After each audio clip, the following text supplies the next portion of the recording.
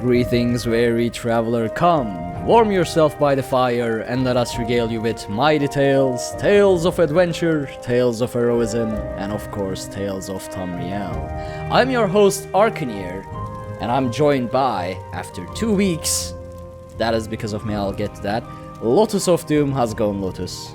It's going well, it's going very well. We are also joined by a returning special hyper guest, Hyper Pixie. How's it going, Pixie? Going fantastic over here. That is good to hear. That is good to hear. Also, thank you for taking the time off your stream to be here. I really appreciate that. And also keeping me awake for the last 1 hour until this show during your stream. So that was good. Because I was pretty sure I was gonna sleep. I needed help tanking, so you were awesome to have there. I wish I was awake enough to actually pay attention and do some helping. Like, every time you said, how am I doing? I was like, what are you doing? I poked things a bunch. I don't know what I was doing. I was out of it.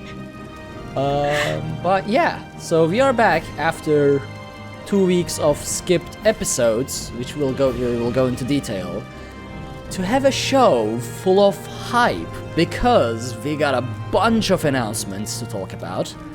We know where we are going for the next chapter. Well, we actually knew where we were going, because we definitely totally 100% predicted a long time ago.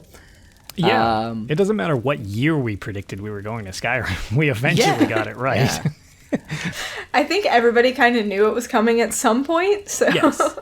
Well, ours was more like, even before Season of the Dragon hinted at it, we were like, we are going to Skyrim. Not because we had any actionable theories, but because if we weren't going to Skyrim, we were going to riot. So... Right, exactly. That was more our reasoning than actual proper theorizing.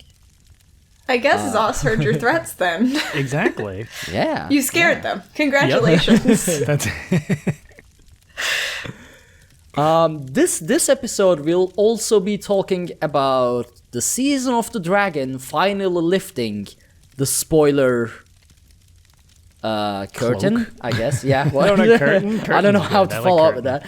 Yeah, But I like basically, curtain. this episode will have spoilers, and they will be spread out. So we're not gonna hold back until Tales or whatever. We'll probably sneak that in there at every point. So if you haven't we'll try to played just Season make of... it. Yeah. Well, we can try to, like, when we're getting into it specifically, try to.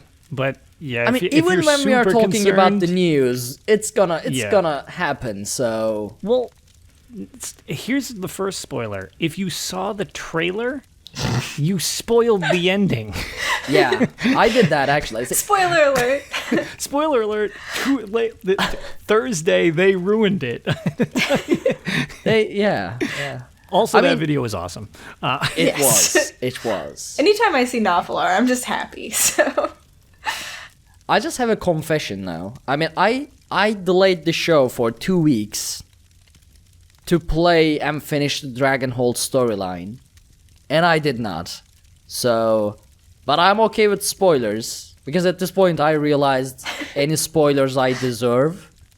So we are not gonna hold back this episode, and yeah. So I guess I suck at completing story now in ESO. That's what I learned in the past couple of weeks. Yeah. You got We'll your forgive you dungeons. this once. Yeah, you got your dungeons. You can if all of the trailers are that good, there's your storyline. Just watch that each year. Actually, yeah. There's that too. I mean, it told you what happened, so you know where we end up. You have a good idea now. Exactly. I'm just curious about one thing, and I'll let you two tell me what happens. Actually, 2 things, and I'll let you two tell me those 2 things. But I'll get Alright. there once we are there. So before Fair we enough. actually begin the show, we have a behind the scenes update. So as a lot of you know or realized, the show has been very inconsistent, and that is like 99% because of me. Because I've been very burned out when it comes to content creation between my streams, Tales of Tamriel, and a bunch of other things. Every weekend, around like just a few hours before the show, I'm like, oh god, goodness me. And I just messaged Lotus like, are you okay with not doing a show? And he's like, yeah, go sleep, and I fall asleep. And I don't want you dead. And I gotta say, if it wasn't for Lotus, Tales probably would have stopped a while ago.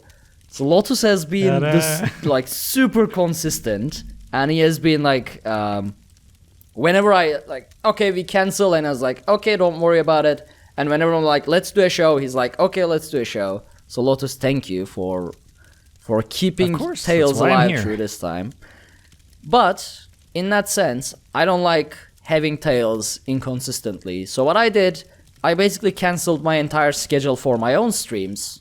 So I'll be doing that whenever I feel like it, to keep myself from being burned out, so I can actually fully focus on Tales of Tamriel, which is how I'm awake at 7 a.m. without sleeping at all for this episode, and we'll continue to do so. And the second thing we realized with Lotus is that we are trying hard to get this show live on a specific time and date, which results in cancelled shows every now and then, because either I'm not able to wake up or Lotus is busy, something like that. So what we decided is, okay, as much as we love everyone who joins us live, we also don't want to skip the shows. So from now on, our going live times might just change on the spot.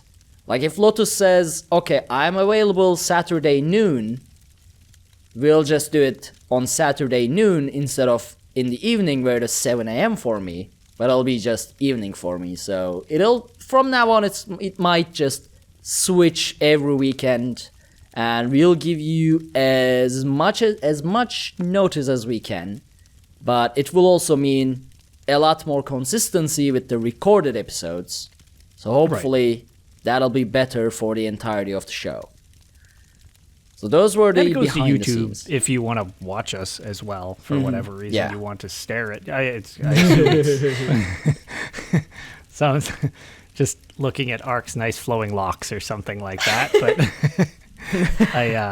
if you like to watch us live, it'll be on YouTube still. Yep. So if that's your thing, but hopefully we've been discussing it. I don't know. I think it'll help quite a bit, just because, dude, the amount of sleep you don't get in order to do this is disturbing.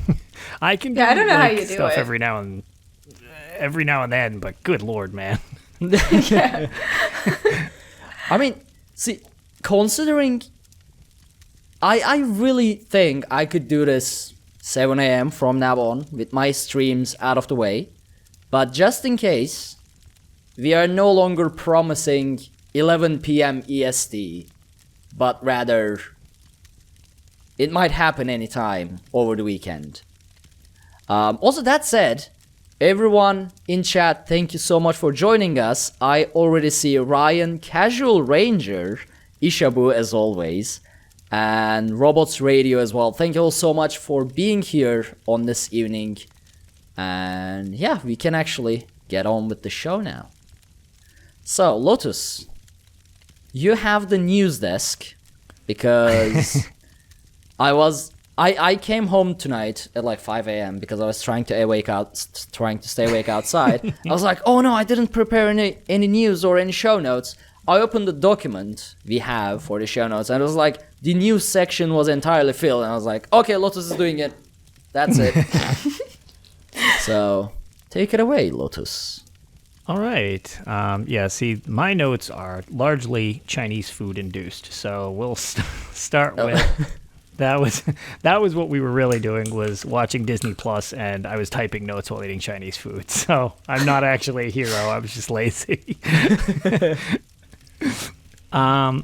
Let's see. There's a lot of stuff. Should we start small and get hyper as we go, or should we just start at the top and just deal with the smaller stuff afterwards? I say small to hype. All right, so we've got a bit of sad news since the last show, which is rest in peace, the Elder Scrolls Legends card game. It is officially gone out of new content development. The unofficial Elder Scrolls podcast actually did a pretty lengthy thing, as many of them play. But the long and the short of it is, obviously, it's not making them enough money to matter. Right. I've actually heard that it's not making them money, period. And it's actually been Pete Hines keeping it afloat because he loves it so much. He doesn't want it to go away. That's what I've kind of heard through the grapevine. I kind of want to say that is where I want to end up in my career as a game developer. You like a game so much, you have enough force to just keep it alive regardless of it bankrupting. Just sheer force of will to keep it afloat because you're marketing director. Yeah. Just like, I like this game. I don't care. Yeah. So, side notes to that. They are not shutting down Elder Scrolls Legends yet. It will be on maintenance mode for the most part. It will most likely eventually shut down, barring a huge resurgence or something like that. But what I can suggest to you, they've given away, if you play the game now, they give you like 50-something free cards just from the new stuff they were dropping. What I would strongly suggest, especially for lore people, is go in.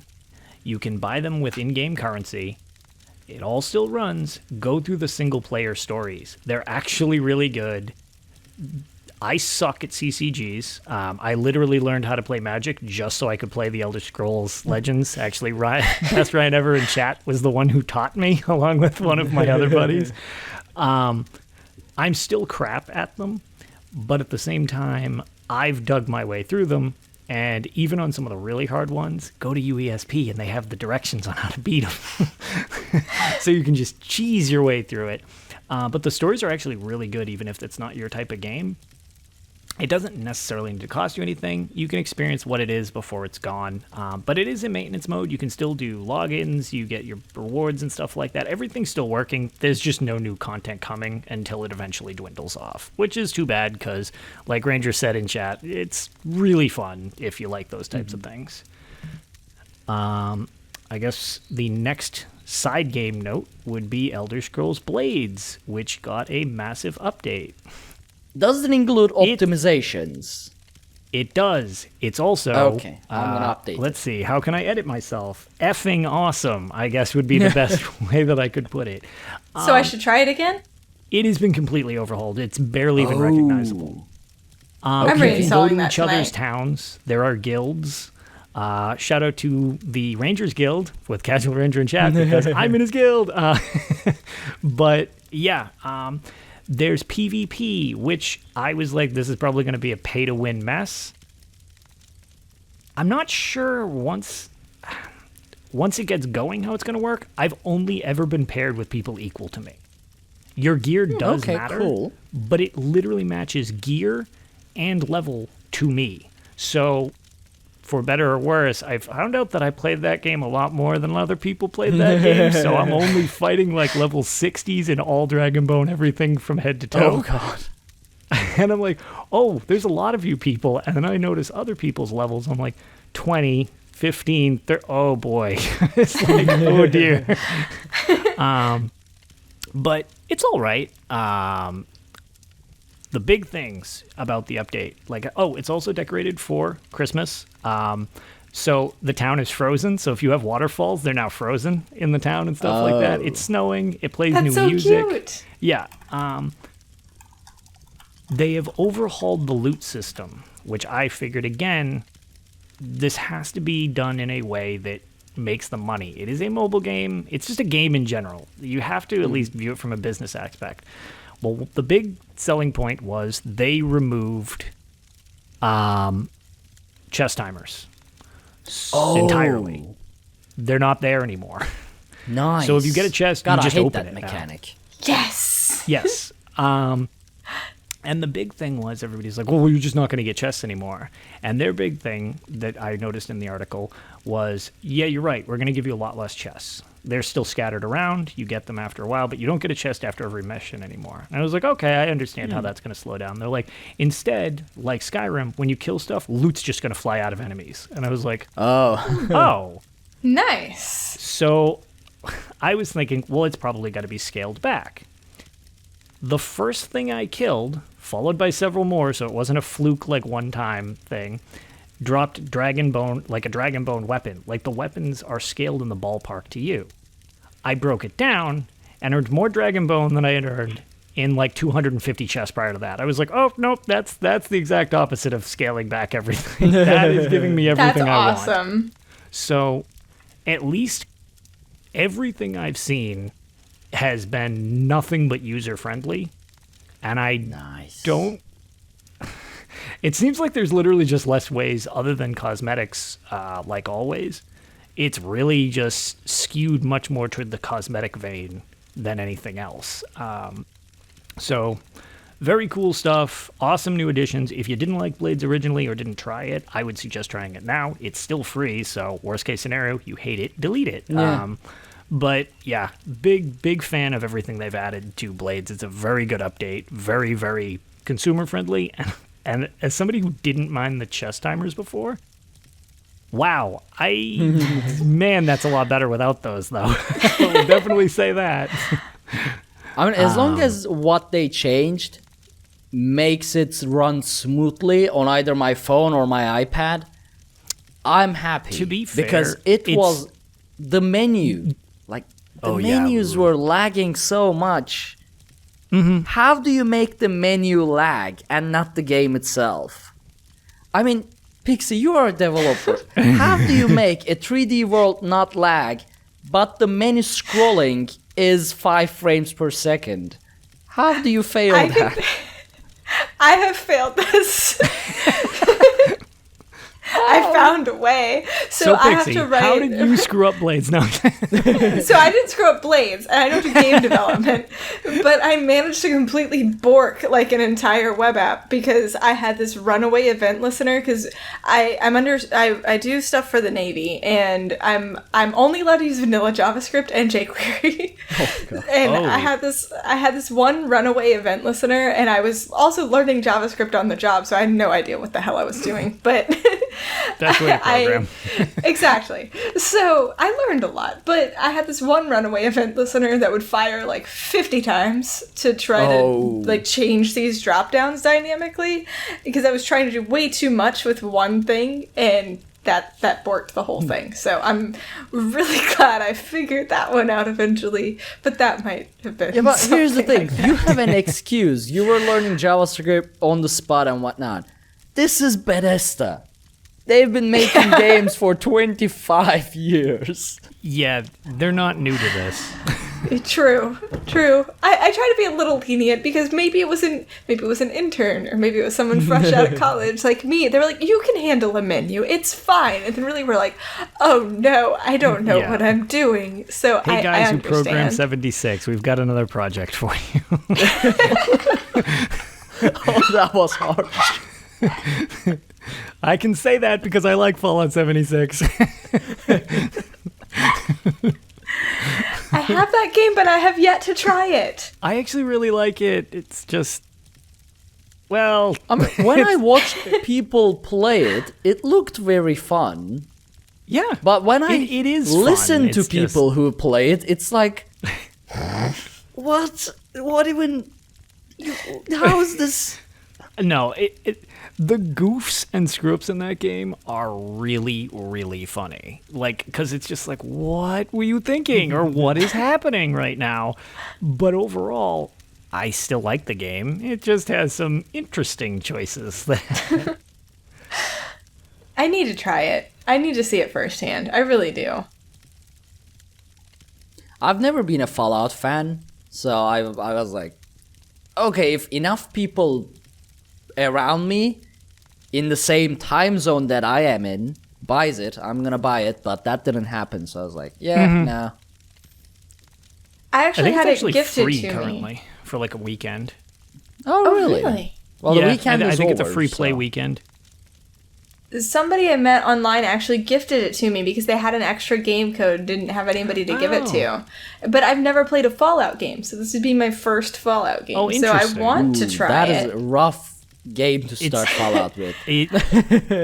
Now, my boyfriend has Fallout 4, so I might just steal Fallout 4 and just borrow Fallout 4 that is my one for a favorite. bit. Also, that's where I live, so I kind of have a weird nostalgia thing for just roaming around nuked Boston. I was trying to figure out how you lived in, like, an apocalyptic scenario, and then I realized you meant the city after you said Boston, so I was very confused for about half a second there. Surprise!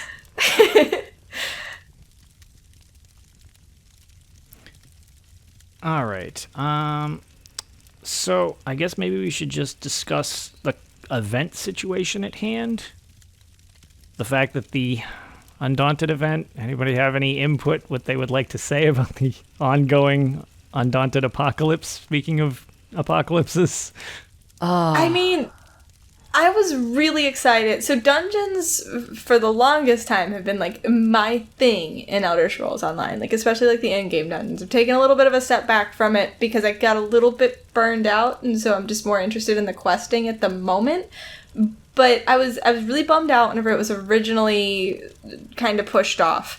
But the fact that they are saying, like, okay, we promise we've got it this time, and it's going to be okay, and it's going to be after New Life, I'm glad they're trying again. Because it would have sucked to just completely miss out on that event, because it is one of my favorite events of the year. I really enjoy running dungeons and getting groups together like that. I really enjoy running dungeons as a healer, so I'm glad they're bringing it back. I really liked last year, I think it was, that they had, like, the pets dropping, so I'm really glad they didn't just say no Undaunted ever again, period. Sucks that it got pushed off, but they did just completely revamp the system and didn't have a way to really load test it. Again, I'm very sympathetic to the devs in this case, because I've been there where it's like, yeah, this will definitely work, and then it just totally doesn't. Yeah. So I understand. They're fixing it so that this won't happen. So the fact that then didn't work is just like, ouch. I just want to hug them, really. Like, I just feel bad for them. I'm not upset. Like, of course I'm disappointed that I didn't get to do the event whenever the event was originally scheduled. Like, I look forward to that event. But I just want to go up and give them a big old bear hug just because I feel so bad for them. And I know how that feels as a dev whenever you try so hard to fix a bug and you're like, yes, it definitely works this time. And then it gets to QA or it gets to live and then it just doesn't. And then you just want to go cry in a hole for a while. So I get it. I mean, that's what people don't understand. Like, as you said, I am also quite disappointed, and I was really looking forward to it because our dungeon team was all ready to jump back into ESO, and we were like planning, okay, this time we are getting back into ESO dungeon time, and then the event canceled, and we were like, okay, yeah, let's back to Destiny. But I mean, it happens. Like, just this week at work, I was installing the Christmas theme I work for a mobile game company, and we have like all these themes and whatnot. So I just added the Christmas theme codes and files. I sent it to QA.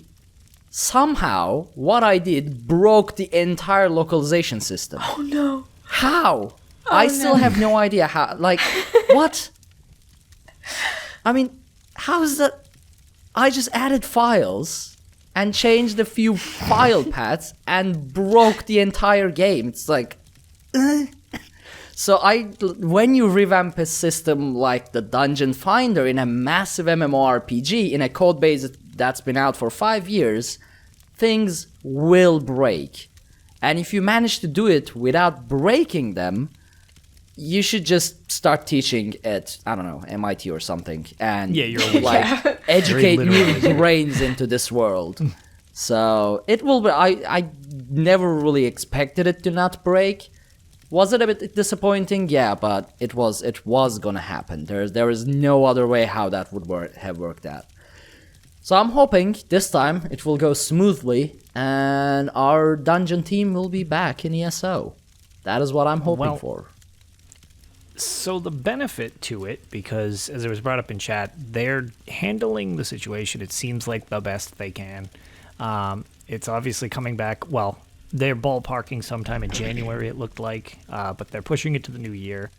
But one of the notes they had that they just recently posted was the fact that they didn't want to screw up everybody doing their tickets, because people do that stuff or whatever. So on top of this year's New Life, where you get 2 tickets for doing whatever it is, you do your first quest of the day, you get 2 tickets, I believe it was. That's still going to be the same. And if you kill a boss, an event boss, you get 3 more tickets. Ooh. So you can get 5 tickets a day as kind of like their apology. Last year they gave you the extra box. This year they're giving you 3 extra tickets if you kill, basically just like how the Undaunted theoretically would work. Kill the end boss of a dungeon, kill the end boss of a trial, or take out a dragon, take out a dark anchor, world boss, any of that junk. So people will at least be able to stack up on a whole bunch of tickets, because 5 a day is a lot of tickets, because New Life is a long event. So... And I have to say, I really appreciate the level of communication we're getting from the dev team on this whole thing. Yes. The community team has been fantastic, letting us know, like, with the performance updates, with the Undaunted updates. It's been really great how transparent they've become this year, and I really, really appreciate that. And I feel like our dev team, I've been talking to some people who play Final Fantasy XIV and then some other MMOs, and it's something truly special that we have with that dev team, that they're so open with us, that they're so involved in the community itself. They play the game, you know, they're involved in this with us. So having that level of communication with them is just fantastic to me, and I can really appreciate them for that. Even though, like I said, it was something I was excited about and bummed whenever it got pushed back, like, at least we know what's going on. They're keeping us informed. Now, as a weird side note to this, if it's going to be out in January, maybe that means Mid-Year Mayhem goes back to being at the mid-year and not the Mid-Year Mayhem. Just saying. I guess. Yeah. But, so, what do we have for updates? So, the Dragonhold event has been a thing that just ended. If you did it, great. It was for, doing Dragonhold content, for killing dragons for the event of Slay Dragon Save Khajiit, which was a massive success, by the way. Everybody in the ESO fam came together, along with the devs. Killed 1 million dragons, and $200,000 got donated. So, hit the goal, which was awesome. I helped by killing 3 dragons, I think. Good I enough. did my part. I like killing dragons, so I love that event. So the one thing I will notice is that when I come across a dragon now, it's funny how much longer it takes to kill, because it's like me and 20 people instead of me and 430 people. And I'm like, this thing's been alive for more than 11 seconds. What's up? Like, I don't get it. So, very cool that they did that. Also, I actually realized when our last show was, and it was directly after our charity event. So I suppose we should probably do an update on that as well, because thank you to everybody who helped with our Extra Life Marathon, which we haven't given you guys the update on that. As what was our total time between the two of us? We went for 35 hours, 30 minutes. 35? Okay, Wow. 35 I and a couldn't half do the hours. last, 30 minutes. I was like, no. It was very fun all around. We raised, what are we, just shy of $1,700, I think, on the event, which was way past our $1,000 goal. Ark, tell everybody about all the great things they caused you to do. Okay, so I'm sorry. So what basically happened is, I thought this was Pylon's idea, by the way. So he was like, goodness. yeah, maybe we should get some incentives, like Ark gets a guar for an amount of time. And I thought, okay, yeah, that sounds like a good incentive. So I set, on top of what Lotus had already gathered, I set 3 incentives. So one was I would get a guar pet. The second was I would get a guar mount. And the third was I would start an Ultimate character. Now, Ultimate character was 1,800. So we haven't reached that. But the year is not They're over cloned. yet, so if you want, you Yep. can find Lotus's Extra Life page, and you can attempt that. But the Guar pet and the Guar mount was reached, and I am actually actively using a Guar pet and a Guar mount, which is an Apex Guar mount, until the next chapter of Elder Scrolls Online. So, yay! So happy. But it happened. I'm sorry. I can't stop laughing, especially anytime I see Lotus start to chuckle. It just kind of sends me into giggles. Because I just keep flashing back to that graphic that I saw in your stream. And it's like, you've made such compelling points against Guars. I stand by my arguments. I never said I would stop preaching about how evil the Guar is. You did speak to the fact how they had those mind control powers, so the longer you used them. So I'm a little bit concerned. As someone who also doesn't really use Guars that much, I'm a little worried about you. We will just like this is just a practice, because know thy enemy, right? So I'm just trying to get to know the Guar better so I can defeat them better. That is the whole As Ryan purpose. brought up in chat, how do you feel about Kaguti? No, I don't have the Kaguti one. I actually have the Frost Color Apex Guar. Because one of my community members, SDDLC, sent me a 15 scale color crown crates at some point, and I opened them, and I was like, oh yes, an Apex, only to realize it was the Guar Apex. So I think I remember that Twitch clip too. Mm-hmm. Yeah. That was pretty hysterical. Not like but this. Like, so in chat, Best Ryan ever did bring up that there is the Kaguti mount in the Apex for this month, and I was actually looking at it yesterday. I was like, oh man, Arkhaniir is gonna be so happy. It's not a Guar, because there is no Guar in this crate at all. It's just the Kaguti. But you're okay. I remember asking you about this. You're okay with the Kaguti, yes, right? Because Kaguti, like everybody agrees, Kaguti they are war-bred creatures. The problem with Guar is, everybody thinks they are cute while they are evil, so they are tricky. I mean, think of it like, there's an enemy you can see, you can fight. I mean, you might get defeated, but at least you know it's the enemy. But with the Guar, nobody knows they are the enemy. That's the problem. They are tricky. They are sneaky. They are like creatures created by Loki. Guar watching me, right? I can't do this backwards. Hey, he's right there next to the match. He's just watching over me. No Dark Brotherhood coming up behind me or any of that stuff. So. Yeah, because the Dark Brotherhood are scared of the Guar. That's the thing. Hey, as long as we're in their cult, then we'll all just be safe together. Oh, so that's why you are in Cult of the Guar, not because you love Guar, because you are so afraid of the Guar, you decided to join with them. That makes more sense. That is, from now on, that is how I'm advertising the Cult of Guar. Thank you for giving me that ammunition, Lotus. That I don't works. know if I care for that at all. I like this. All right, Cult of the Guar. They are actually very, very afraid of the Guar. This works. This is good propaganda material right there. I don't like care this. for this. It's like the Noon Moo cult. They're scared the dragons are going to kill them, so they're just going to join the dragons. See? Exactly, yeah. Perfect tie-in with Dragonhold. Way to go, Lotus. Also, Robots Radio, next Lorecast, the Cult of the Guar.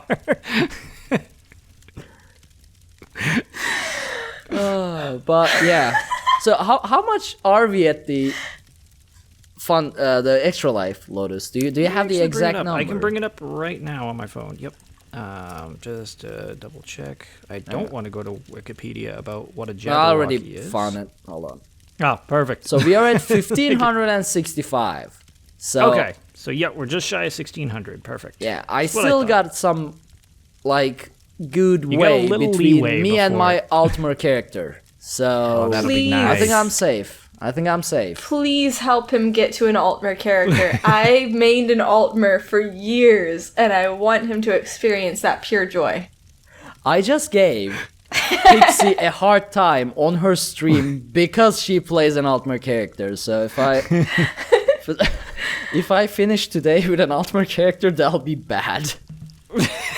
I will die laughing wait till at the the karma. next chapter too. That'd be a nice stretch. I really hope. Oh, please. Well, yeah. Oh man, just because of where it takes place, they should delay.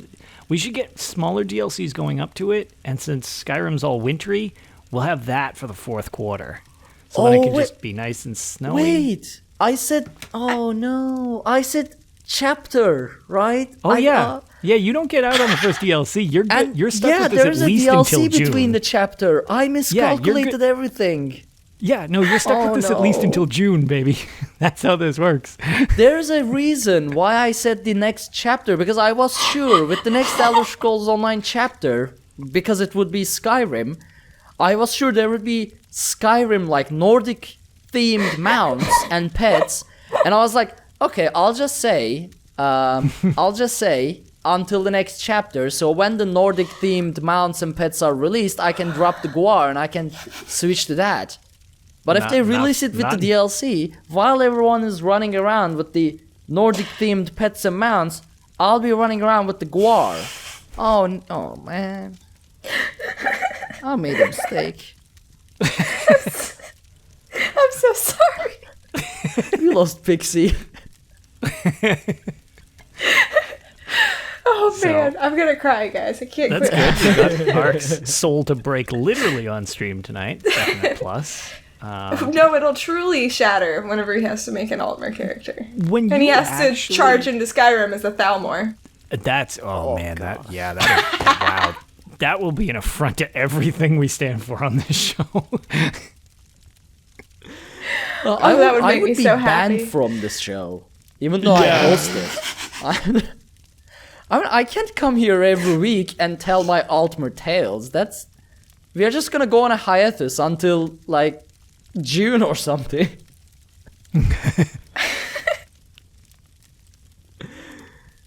Oh goodness me. Deep breaths. I can make it through this. All right, Lotus. Next bit of news. What have you got? As I made a brief reference to, which is kind of the next two pieces of news all rolled into one. So we got a tease with the end of the Season of the Dragon trailer that we are heading to the Dark Heart of Skyrim? Yes. Yes. So we are finally going back to Skyrim. We don't want to say we told you so because we've guessed 1,000 things wrong on this show. But we told you so. But we told you so every year for the past 5 years. And now we're finally right. We never said when we were it just would happen. Playing the long game. Yeah.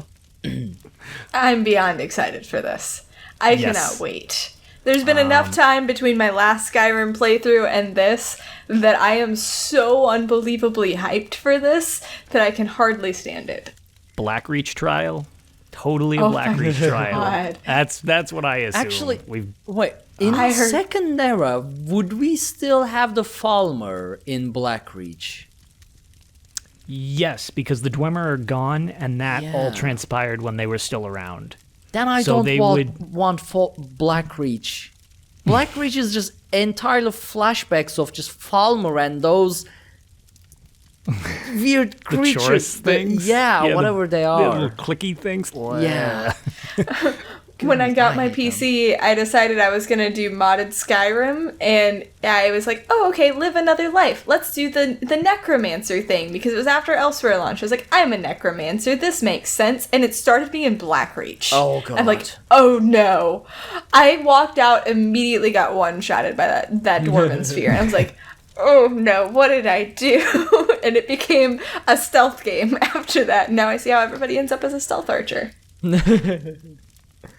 But what I'm most excited about, the Skyrim related, and if they make this a whole year as well, like the Season of the Dragon, the cinematics with the Nord hero. Because we had the Altmer one. It was okay, I guess. Amazing is what you meant to say. Yeah, I see. The Breton one Nice. was cool because he turned into a massive skeleton Goliath and fought a dragon head on with brute force. And like even if it's a Breton, I gotta admit that was cool. No, that was cool. But now it's time for the Nord hero to shine in the cinematics. I've been waiting for this since the first cinematics 4 years ago. So, well 5 years ago now. Yeah, it's been a long time. The Nord hero can dual wield the other two heroes as weapons. And then he can pull out his war drum and announce that the new class is Bard. Ooh. All right. Actually, We you can know do this what? too. That could work.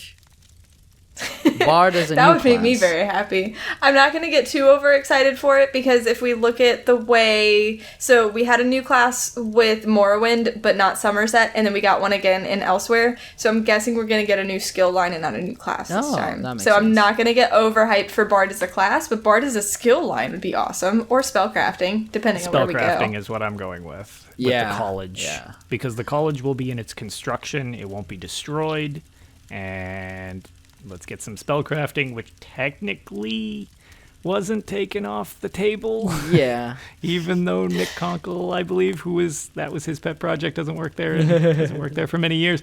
But nonetheless, I feel like it would be a programming nightmare, but that's I just me don't trying to know think of how it it from would a work. That practical is- standpoint. yeah, no concept of how that would work. But I mean, Well- I'm not a game dev. That's Arkhaniir's little corner. But that makes my head hurt just thinking about It it. really depends on how they coded everything up until this point.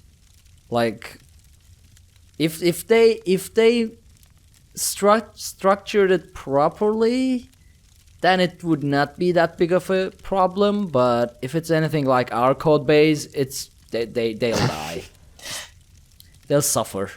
That's it. Yeah, I think that's my problem is I just keep thinking about the code I've written personally, and it's like, oh no, I don't think that's going to happen. So I get it. Yeah, but I mean, honestly, So- I don't think spellcrafting will be a thing in ESO like it was first envisioned.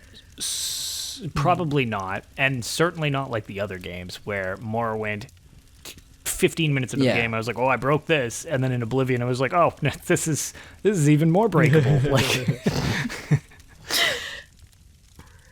It's a new skill line. I mean, a Bard skill line would be fun. Like if they bring in Solitude, then Bard's College and whatnot in Solitude, Bard skill line from there. That could be very fun, especially if they like make instruments and whatnot. Sync with each other or something like that. That could Oh, be very man. fun. Or that could I be could have so much fun with very that. annoying.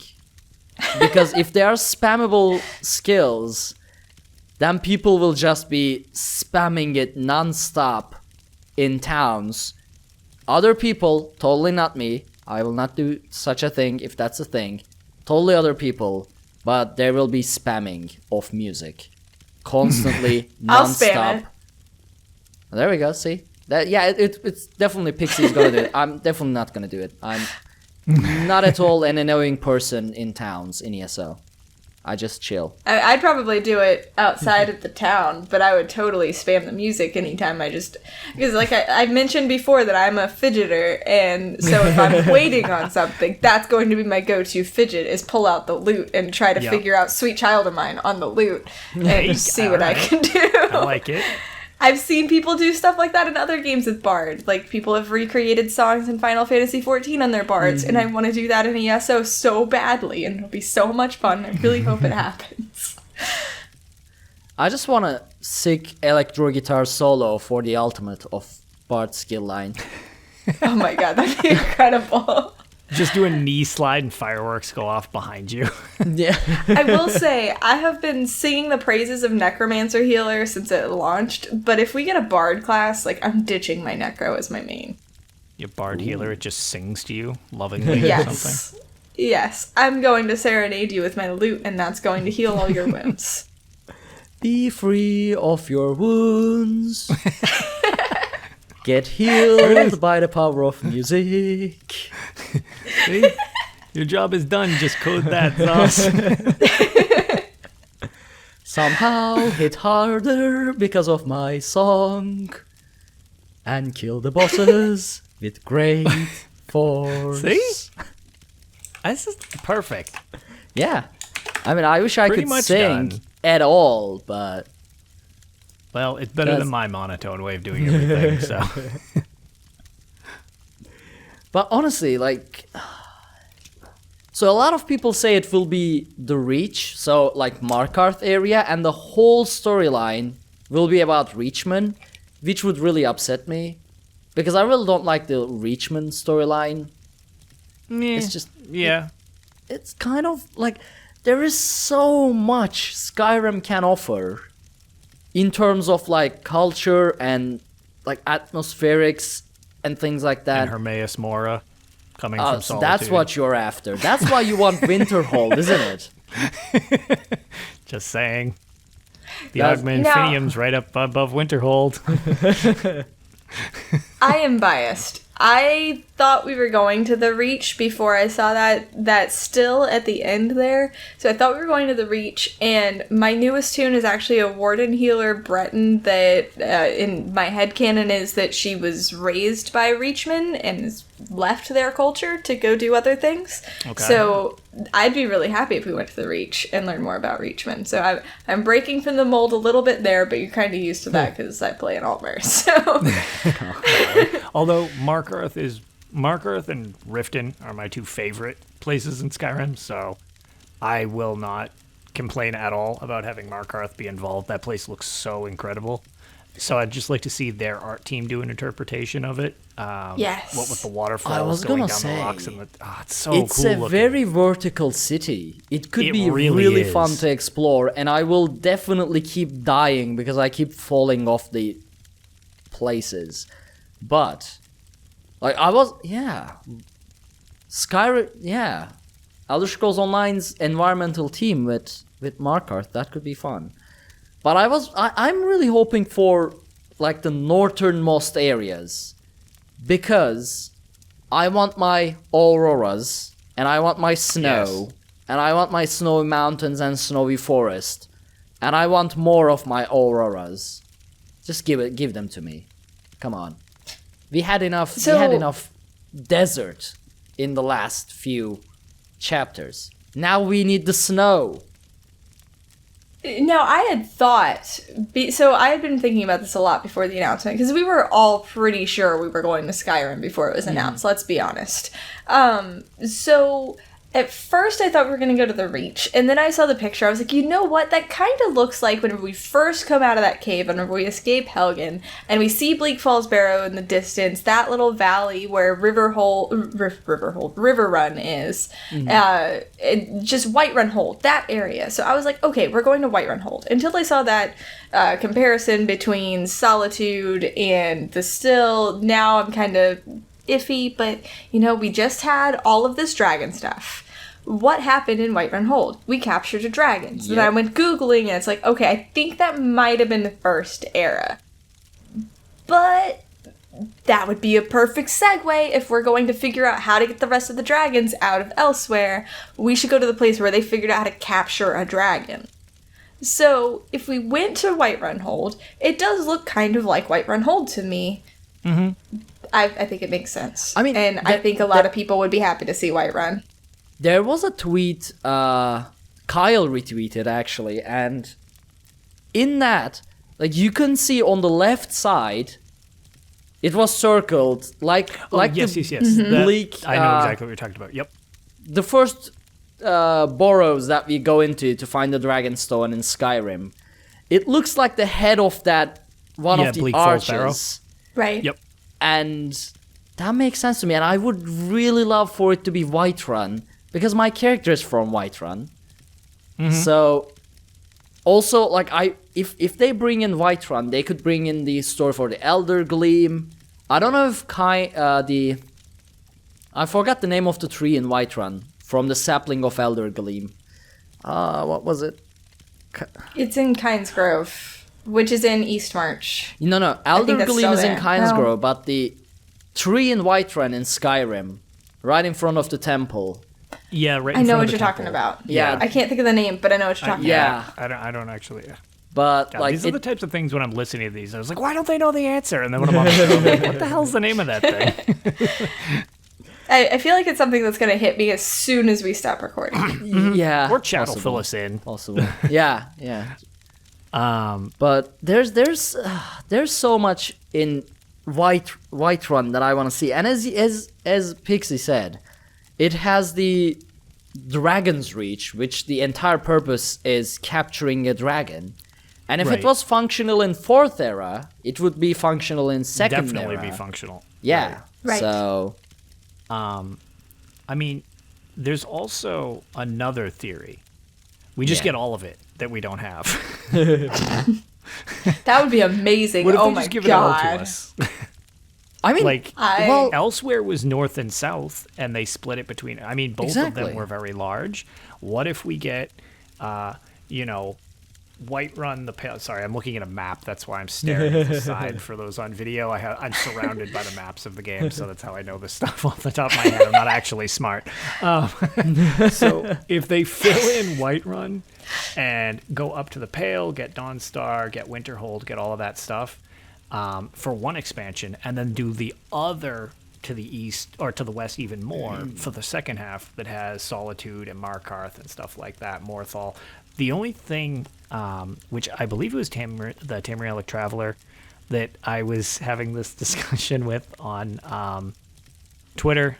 It could have been Maik the Liar too. I don't know. Either of them. They need to correct the map there. Because if you look in ESO and you look at where Windhelm is, it's at the top of the continent. Oh, Meaning no, I never the College noticed. of Winterhold isn't above it, which is not how that works. Oh, so they no. need to I'm fix bringing the up map. the map right now. He was bringing up the fact that he's like, does anybody's OCD flare up when they stare at the map too, or is it just me? And I was like, "Grr," I try not to look at it. It's real. Yeah. You. Actually, wait, no. Actually, no. That's not. Hold on. That is what? I mean, it placement of it being the near No, it's and being in the right Solstheim place. is correct. right. It just it needs more continent up and to the side. Okay, too Skyrim high map. up. Gotta pull up the Skyrim map now. Yep. Now look at the Skyrim map and look at where Windhelm is. Oh. This is beautiful for audio listeners. Yeah, I know. Now you're never going to be able to unsee that. I'm so sorry. Where Winterhold is in Elder Scrolls Online's map, it's actually where Windhelm is in Elder Scrolls Online map is actually where Winterhold is in Skyrim. Like it's northernmost section of the continent in Elder Scrolls Online's map. So, how did I never notice this?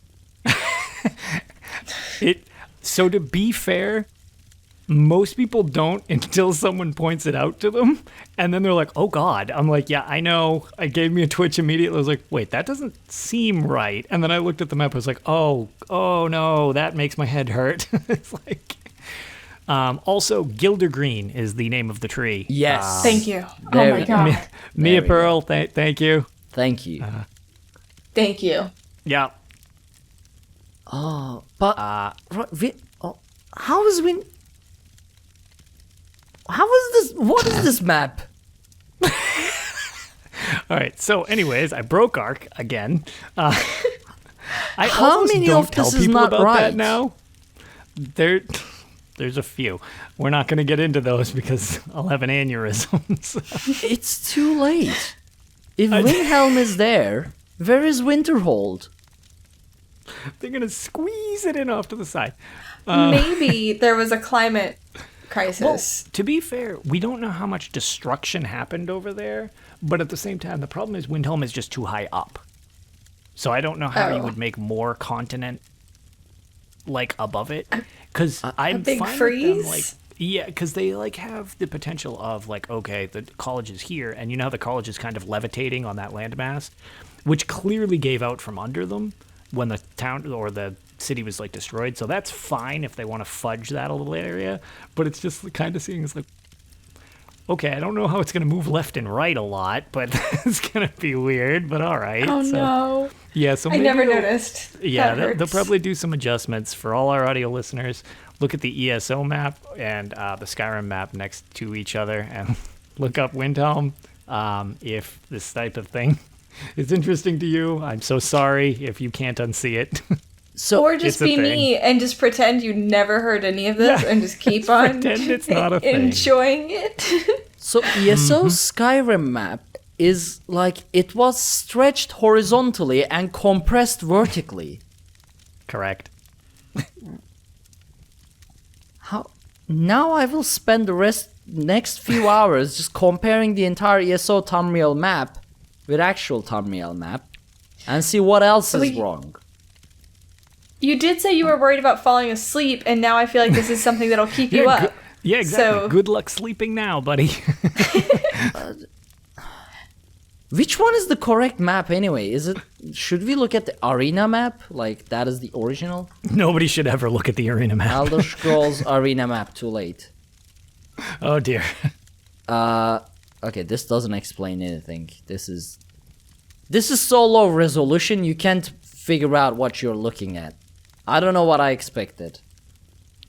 This is as old as I am. I do not know what I expected. Okay, we And can actually, continue with the Ranger show. brought up something actually that I have heard as well, that Lehman Tuttle had mentioned before. Oh. Where, yes. Also, so- please, not Lemon Turtle. It's Lemon Turtle. Lemon Turtle. yes. Otherwise, I don't understand. Our heroic savior, Lemon Turtle, who gives us the actual answers we need and consumes podcast hosts on the UASP. So he mentions that, like in our olden times, where you would have to have a cartographer kind of ballpark a map because we didn't have satellites to precisely, graph everything, things were up to kind of interpretation. So since we always look at these parchment maps and crap like that, it's basically what with the constant unreliable narrator that they have, you're always looking at a map that somebody is currently just assuming is the standard for the time, which I Yeah. can definitely agree with to like an extent, because the other thing is with ESO specifically, you can't go out the back door of Windhelm. Like that's just the end of the map. So even though it shows at the top, there's no way to squeak your way behind the castle walls. Like in Skyrim, you can straight up just be like, okay, I'm out. You leave the bridge, you go around this town, you leave out the back door. It's the top of the programmed map, so you can't really get out past it. So they could just extend it and correct the map, I think, which is actually what I'm alluding to. It's super weird looking, but because they've kind of corrected other things that have happened over time, I feel like they would actually be able to sort of fix that. I will because have it to is log in weird. and find a vantage point to see behind And see Windhelm how and far. ESO. Actually, that's a good idea. That's my project for tomorrow during football. I'm going to see how much I can see. Yeah. I'm just going And to if see there what is I can if see there is up just there. sea behind it, then we have a problem. Then it Because will that be- means the then entire that- tectonic plate of Tamriel shifted between 2nd and 4th era. Yeah, well. But yeah, so that is also a potential, is the fact that maps are not super reliable back then, which I yeah. for a lot of the stuff doesn't really matter.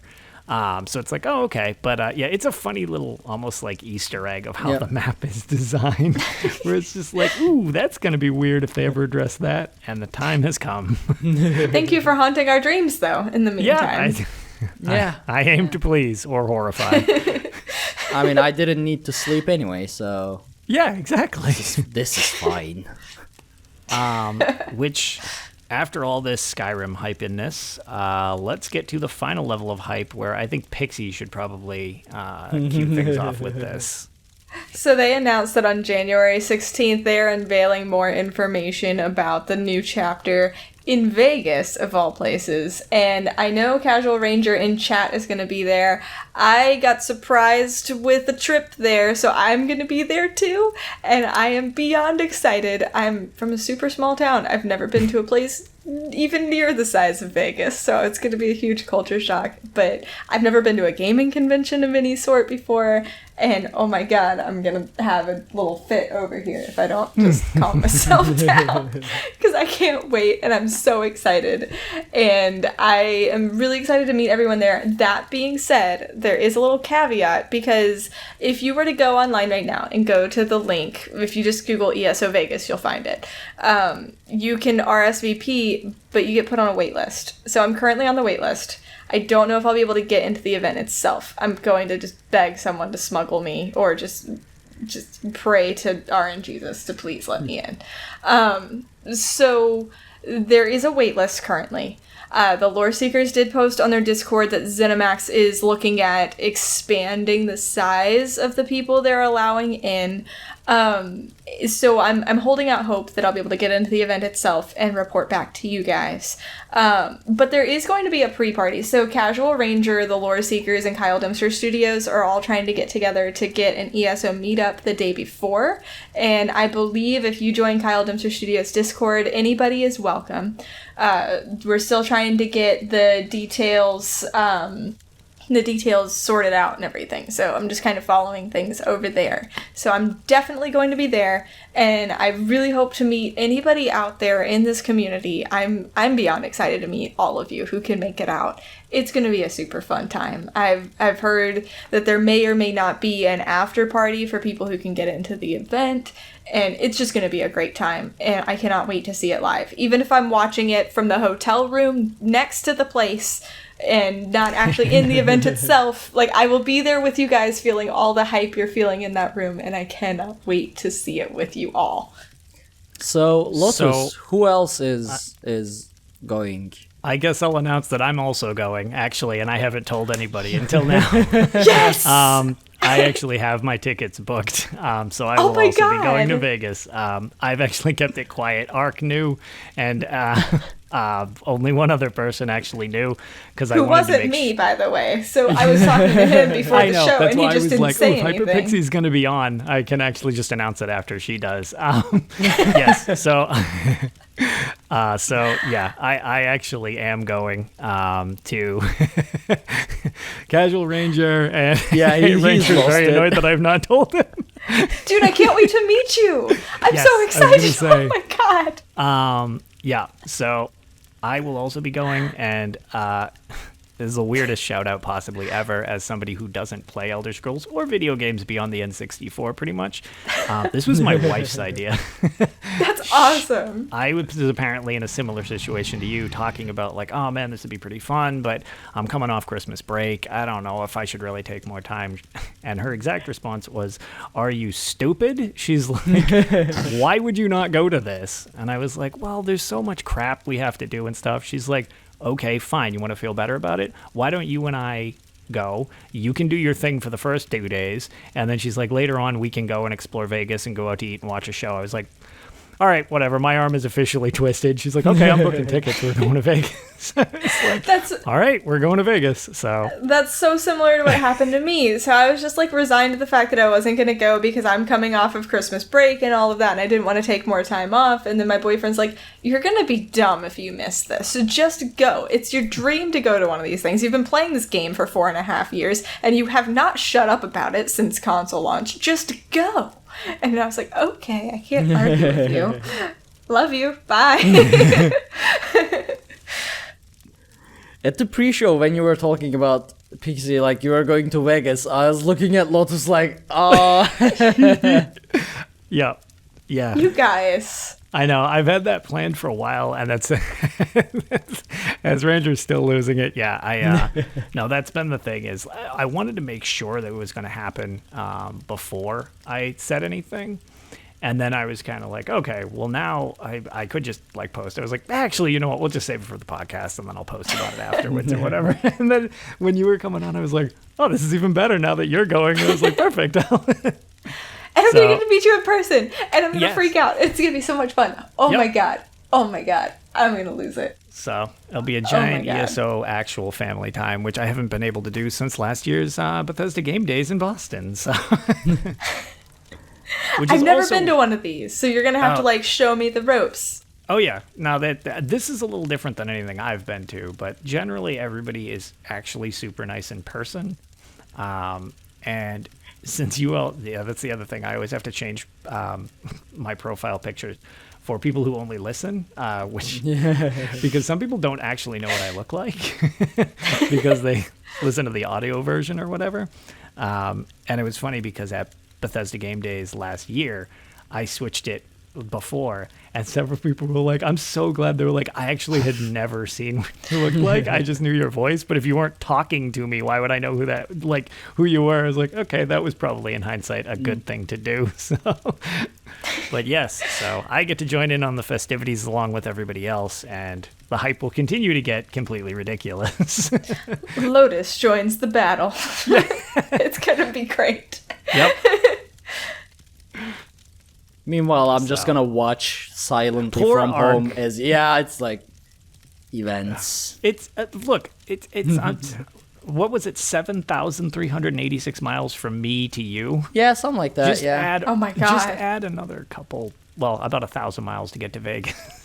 What's 8,000 miles? I mean, I would scramble my private jet, but it's the carbon footprint and whatnot, trying to be environmentally friendly. So I'm trying not to use the private jet or the helicopters or the teleporter. The teleporter, it does a massive plasma discharge or whatever. That's not good. I've been trying some spells, but the mana is difficult to come by, so they are not working either. So I'll figure something out eventually. Chimera with her portals, as we saw in the trailers. Chimera and her portals are useless. They busy. didn't save Abnur Tarn. I am salty about Chimera and her portals. She tried. She gave a good effort. Why did she open the portal far away from Tarn? She could just have opened the portal closer to Tarn, and Tarn would be whoop, inside the portal, and then they close the portal behind him, and everything would have been fine. She just learned how to make a portal. She did her best. I don't know. Just then. He was teaching her, and then she tried, and then she went to go grab him, and then he's like, nope, and then just yeeted her out of the portal. And that wasn't... I've never actually used that word before. That's my first time, and I felt like it was appropriate. It was very appropriate. From now on, the knockback spells are called exactly that. The yeet. The yeet spell. That needs to be an add-on. I like it. Okay, what are we talking about? We are talking about the latest cinematic from Elder Scrolls Online, which is we were talking about Vegas, and then I derailed to the cinematic again. I'm sorry. It's all one big thing. But this is a spoilery episode, Doctor Who. So, just so you know. Because with the last cinematic, they basically revealed the ending of the Season of the Dragon. So, even if you haven't done the story, but watch the cinematic, like a lot of people. Yes. Yeah. I mean, I couldn't resist. The cinematics of ESO is just so good. I don't know how much money they are pouring into just those, few minutes worth of cinematics. It's gotta be hundreds of thousands. They're amazing, and I love them, no matter how much they cost. I would watch a full movie in ESO cinematic trailer, and I would pay good money for it. If a movie is $30, I would pay $100 to see a full couple hours movie. Can you imagine when it ends? If somebody combines all of the videos together into one long, the lifespan of ESO, the movie, and it's just all the cinematic trailers over the years, it'll end up being an hour and a half long anyway. Actually, that is true. Then I want a 5-hour one. Then I I want a don't know 5 what out. it is. The extended cut. These trailers make me highly emotional. I cannot watch them without getting all misty-eyed. And I don't know what, like, in this one, it was Chimera that did me in. That look on her face whenever she gets sent through that portal and she realized what happens to Tharn, like, that just breaks me. For I me, can't when handle it. Tarn accepted the situation. Like, the way he just closed his eyes and was like, yep, this is it, but I did my thing. And he looked... Who did they make, like, who are the actors, is what I'm trying to ask. Because they're very good. They are incredible. Or is it just pure CGI? I don't know. I know there was an actress for Chimera that they were doing motion capture on. I can't remember who it was, but I do remember it was back with Elsewhere whenever they just got this facial expression perfect with the pupils dilating and everything. Everybody freaked out about it, rightfully so. And somebody said that there was an actress behind that, but I don't remember who it was. So I think they all have actors. And so there's CGI there, of course, but they're doing mocap on certain actors to get that. So And they did an amazing job. So voice of Abnur Tarn is Alfred Molina, but yeah, I don't see, at least immediately, the person who did the motion capture for it. But in any case, that scene was such, but like when I first saw it and like everything flashed, and then Chimera opens her eyes to see Abnur Tarn just holding an entire whatever explosion that is. Such a great oh my god, now I want to watch it again, but I'm not gonna do it on the show. Wait until you play it too, So because there's so much lead up to it that it made sense. So I know we're gonna get into, I'm sure, Dragonhold spoilers a little bit later, but you saw it kind of in Elsewhere where he's complaining about being a little bit weaker than he had been, and that expands all throughout Dragonhold, and you see kind of Tharn's decline, and he was this proud battle mage who didn't want to accept defeat, and that was his way of going out with a bang. So not only was it just an amazing redemption arc, because he went from being this jerk that I think only a handful of people, myself included, really liked, to, my god, he just saved everyone. It was incredible. It was really well done. And he knew he was declining anyway. He wasn't going to be one who was going to suffer through getting old and frail and all of that. He saw his power declining. He's like, I've got to do something big. I'm not going to just fade into obscurity. Here's what I can do. And he did it. So that was the only thing that kept me from just completely being an emotional wreck. I mean, even when Tarn was an absolute jerk, he was my favorite Elder Scrolls Online character. Because, like, even when he is insulting you or whatever, he was never evil. And he never really did. Like, he always puts Tamriel first, regardless of the situation.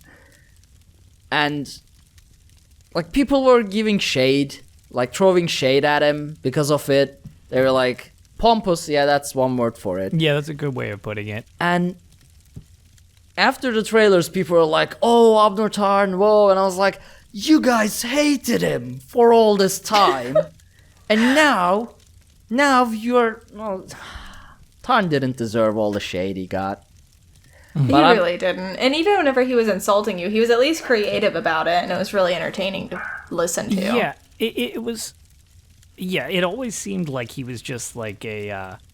you knew he was doing it for the right reasons. Actually, what with all the parallels prior to the tragic end to the series of Game of Thrones, his mindset reminded me a lot of Varys, if you watched Game of Thrones, where everything was done for the benefit of it. That show was the benefit of the realm. Everything in this was done for the benefit of the Imperial, like the Empire as a whole. And it was like, well, little things don't matter. I can be, if I need to squirrel somebody away, kill somebody that needs to for the greater good, whatever, that's all that really matters. Right. And I think, like, that, I feel that like he is had the no true, ill intent. That is the true leadership. Like, you gotta be able to make the hard decisions for the greater good. That's why, like, pure good characters don't make good leaders in my eyes. I mean, I want to give an example from ESO, but I can't think of a pure good character. Man, everyone in ESO is a little bit of evil. I'm just noticing. Yeah, no, it is a world of nothing but gray. Yeah. And then Which Molag to Bal, me who's is just great all dark. storytelling. Oh, that yeah, was it actually. This is actually something that is a little bit off topic, but like Witcher 3 did that really, really well. And I think that's why I keep getting just engrossed in ESO stories that they are able to tell, because there's all of these shades of gray and there's no clear right and wrong. And I love it so much. And even the people, like the New Moon cult that I mentioned earlier, like they don't want to die to the dragons. So what do? They joined dragons because they're just trying to save themselves and save their families. And I can understand that to a degree. I don't know what I would do in their situation, for self-preservation. It's what you do. You do what you have to. If the dragons are promising, like, look, you and your family are going to be fine. We're going to get you a high up spot. You're going to be all right. We're going to protect you. We're here to help you. It comes off like there's no wrong answer here. Like, I feel bad for the New Moon cultists, and I also feel bad for the people in Southern elsewhere who are being decimated and they're trying to recruit for the New Moon cult, and it's heartbreaking, really. And I love that kind of a story. Yep. ESO has always been good with storytelling. Although some of the writing in early Dragonhold was a bit off, in my opinion. It was like, especially the former student. Like, as soon as I started the Dragonhold prologue quest, I was annoyed because of that whole former student deal. Because for some reason, I forgot the name of the woman. Was it Kasura? Well, the mentor of right. Sai-san. She constantly refers to Sai-san as my former student, my amazing former student, the former student. Even in her notes that you read, even in her notes she took for herself that you read, he is referred to as my former student. That's your private notes. What? So they tried so hard to not mention the name Sai-san when he was already shown in the trailers. So we already knew who he was. I was like, come on.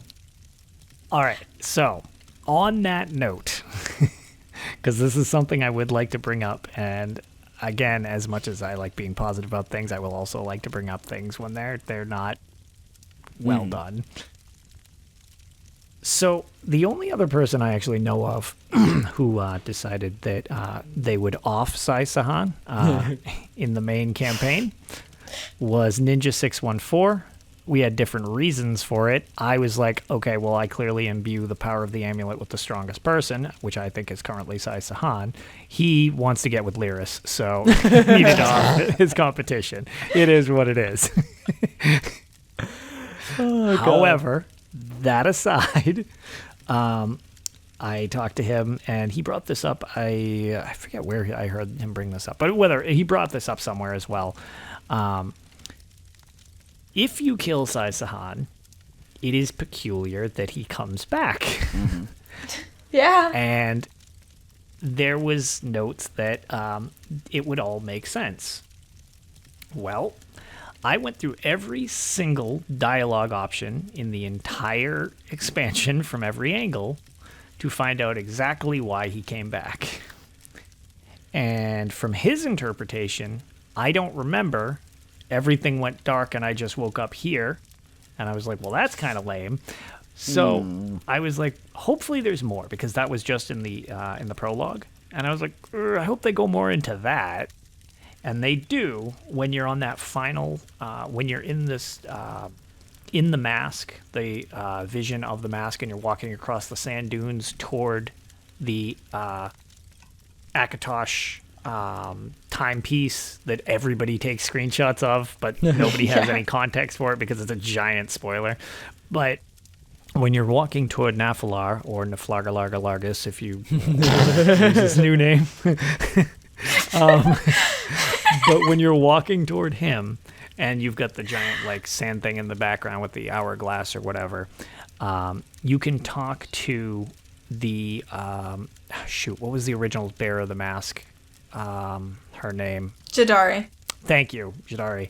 So when you talk to Jadari, you can kind of grill her on the existential crisis that is Sai-Sahan, which I was like, okay, here we go. Now we're getting into this. So I pretty much was like, okay, so what's the deal with Sai-Sahan? And long story short, Akatosh says so. Oh no. He clearly had a greater plan for Sai-Sahan. So, yep. It looks like all of our, like, I wish I had the exact quote. I actually do on my thing. I haven't posted it because it's kind of been like, okay, well, I'm not going to just ruin it for people, although nobody's going to get that storyline since, like, I think 12% of people even did that. But, yeah, pretty much it's... Akatosh says, you shouldn't have killed him. I needed him for this storyline. So, bloop, he's back now. And I'm like, okay, well, you're not wrong. You did give me an explanation, but that's kind of lame. Yeah. So that was pretty underwhelming, to be fair. I mean, it's not the end of the world. And I mean, they did tell you. I was concerned they were going to leave it as Sai-Sahan just being like, oh, I don't remember. I'm like, that better not be it. But, like, you can at least get an answer, and it's just kind of like, yeah, it's Akatosh. He'll do what he wants. I'm like, all right, well, fine, great, okay, he's back, whatever. So, yeah, it's a little... I mean... See, yeah, Casual Ranger wants me to post that stuff. So, yeah, I was going to say, it has been far enough. I've got the pictures of the dialogue because I figured it would be very rare for people to do that without having to go through. So I actually took a screenshot of every single choice I made with the dialogue option just so people could read through all the stuff. Because I'm not going to lie, it was like 3 or 4 paragraphs. That was your entire explanation to Sai-Sahan.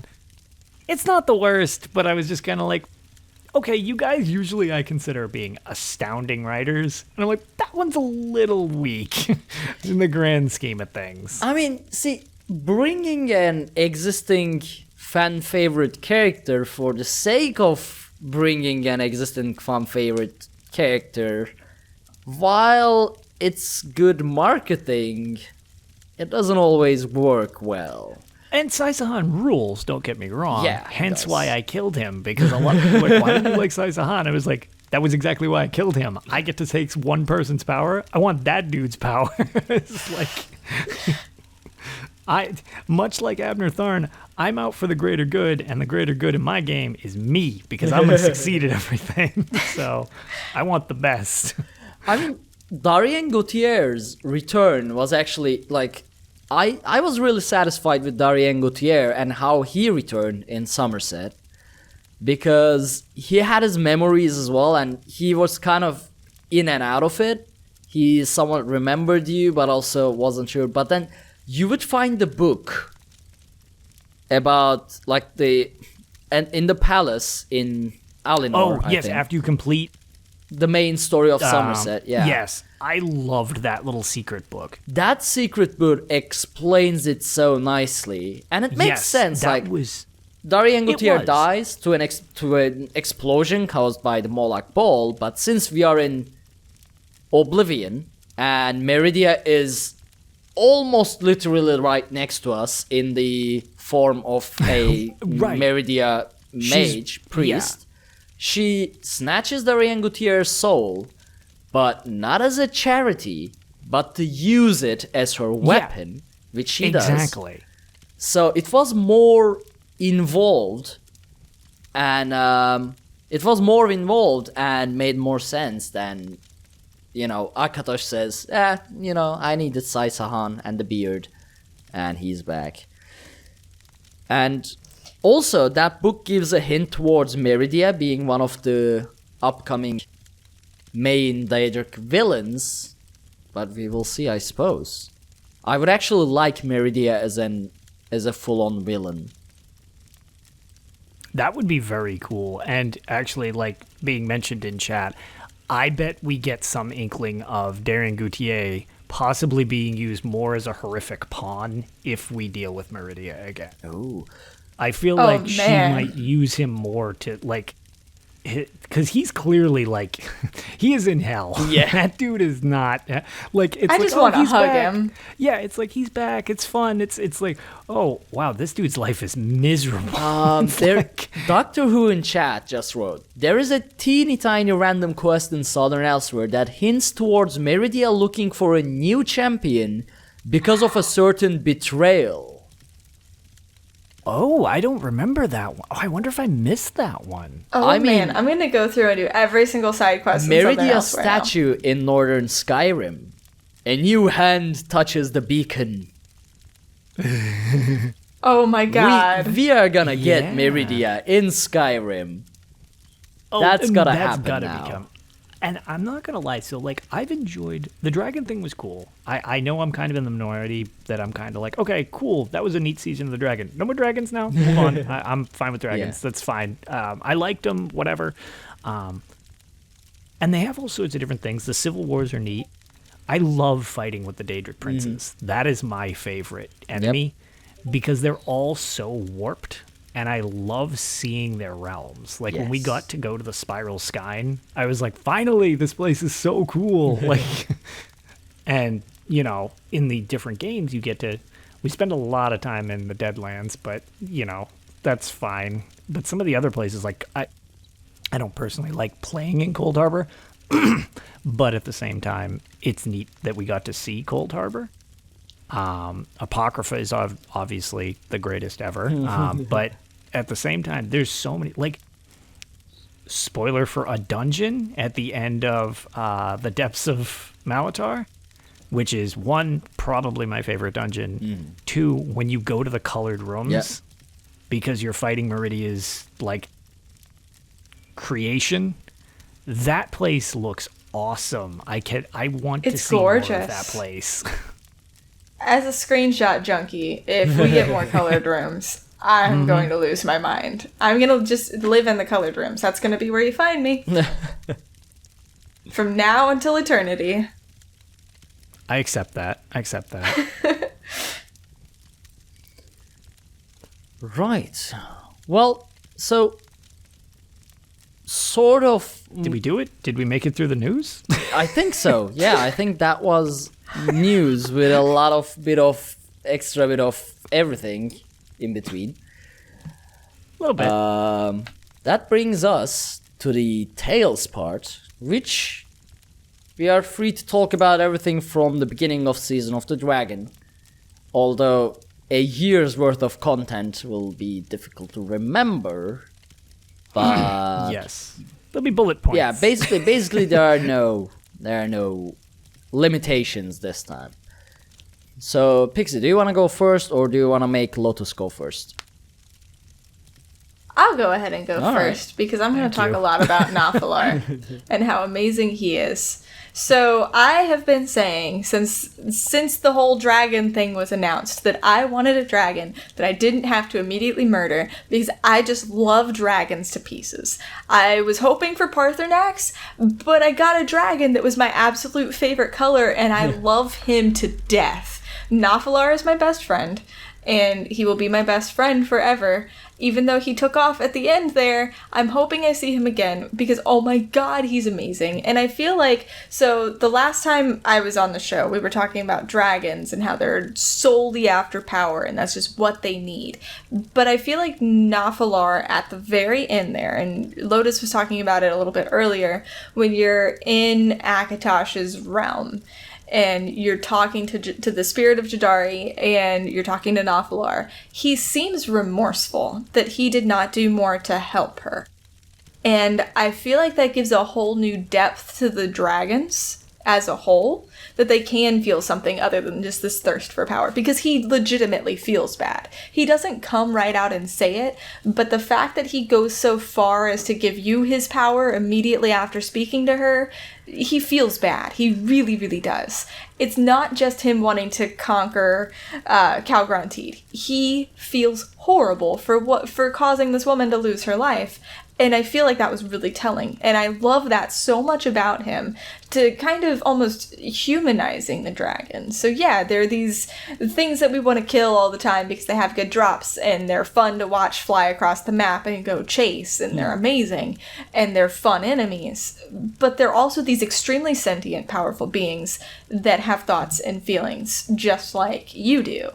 And it was a really cool realization for me. And it was pretty much everything. Dragonhold was everything I wanted in a DLC. We got a dragon that fought for us. We had a Cintrot who was just freaking amazing. Like Casca.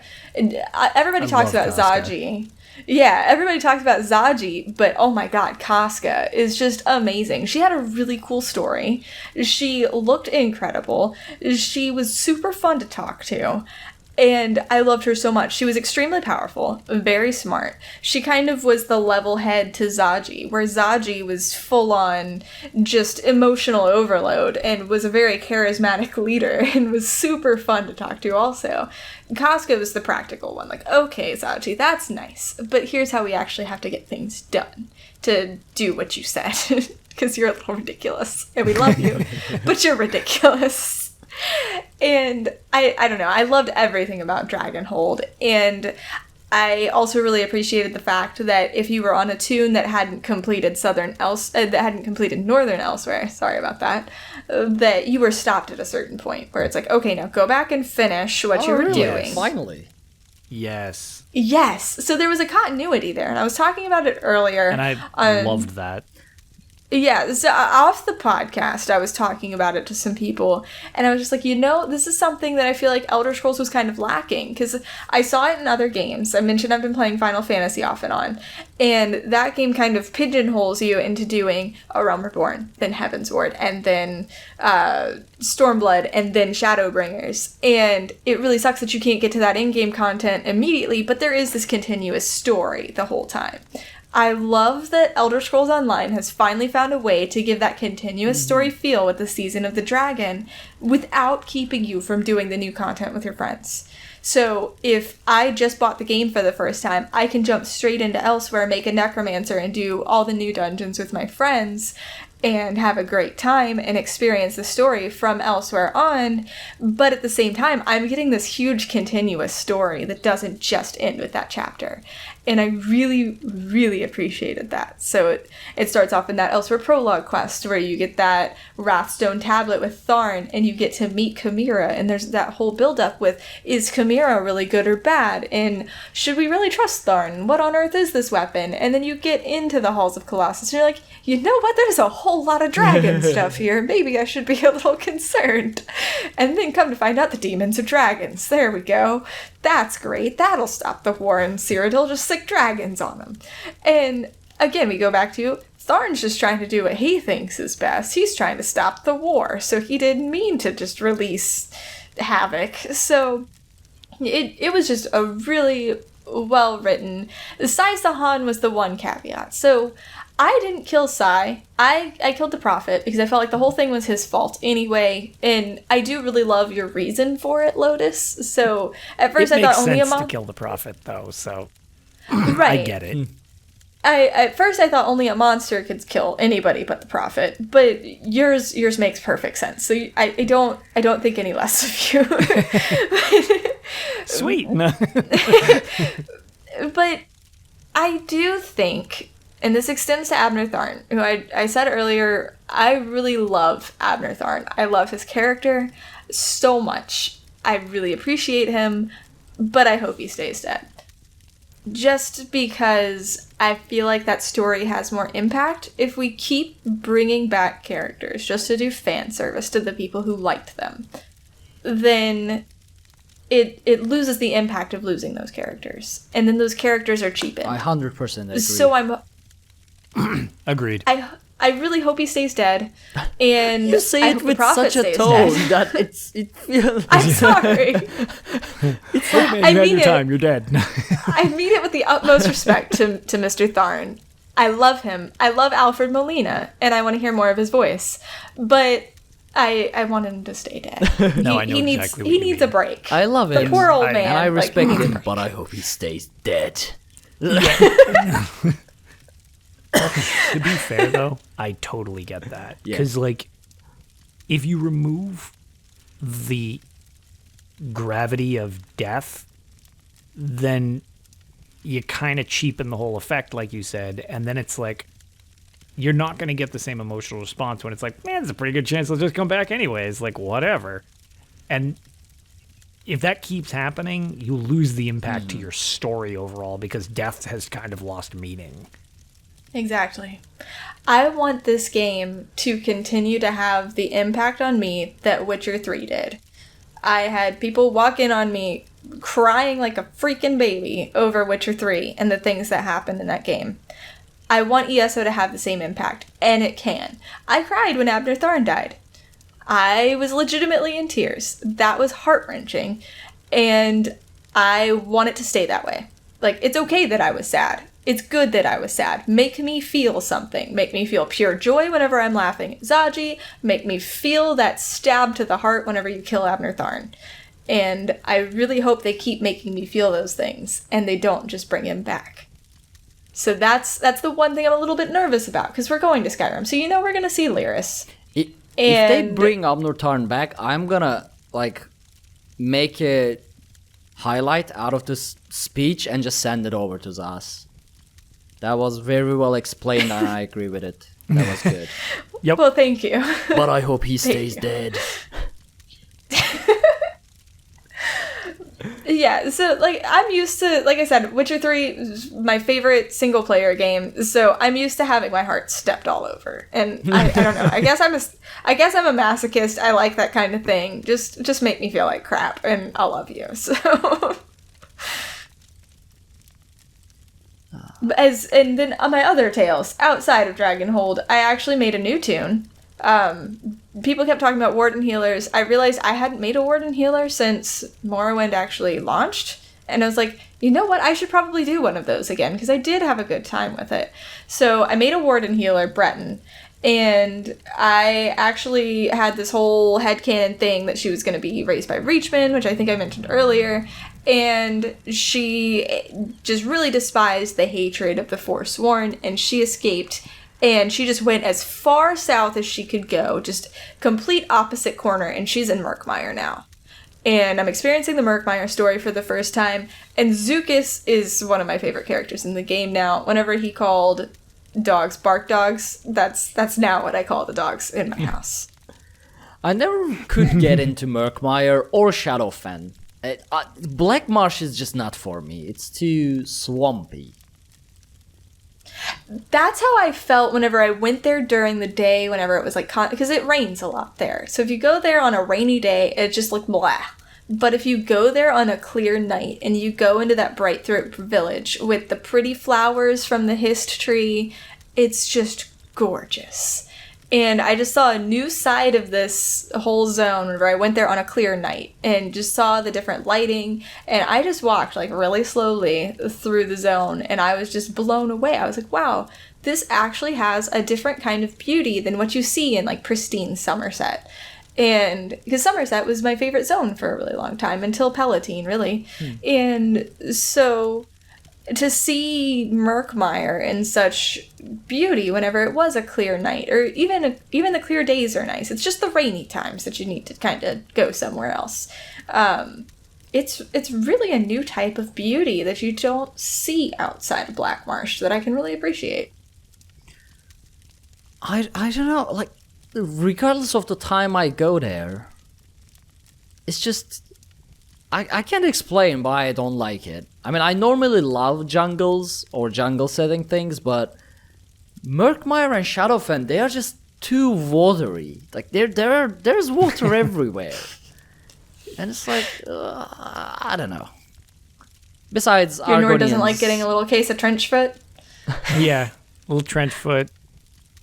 Giving upper dickers to the Argonians. I like Argonians more now that I haven't finished the Murkmire story. It is really, really intriguing so far, and I'm really excited to see where it goes.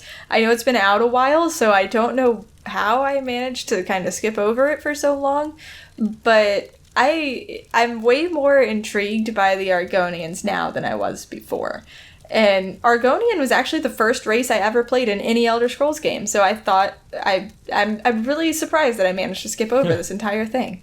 But I did, so now I'm going back and I'm doing it, and I'm really loving it so far, especially Zukas. He's amazing. To that weird note, as it slowly went over everybody with that, Promethean was the only one who was all Argonian, and was like, no, you guys got to just play it. You got to just play it.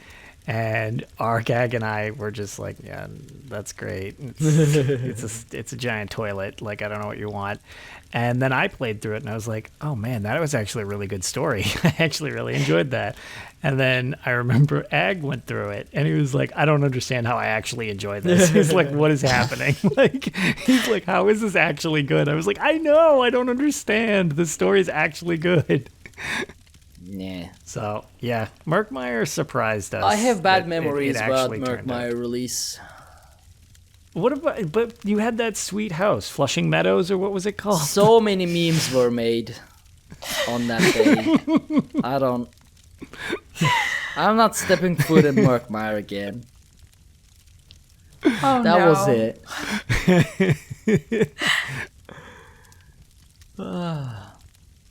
Doctor Who misses Promethean's Argonian lore reading. Same. We are I know. just waiting until Promethean punches real life in the I know. face and comes back to us. That's what we Yeah, are he needs waiting to conquer for. the vet hard mode trial of life currently with his college work. Once he does that, we'll have our Argonian back. Yes, absolutely. Hippity-oppity. Argonians are... Oh my god, and that cat meme, the one with the very displeased cat and the two women yelling, and it's Yes. like Argonians yelling about equal rights, me wondering why the farm equipment is talking back.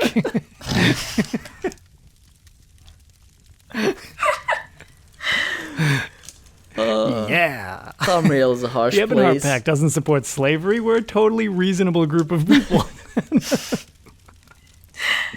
I like Argonians. I don't have anything negative to say about them.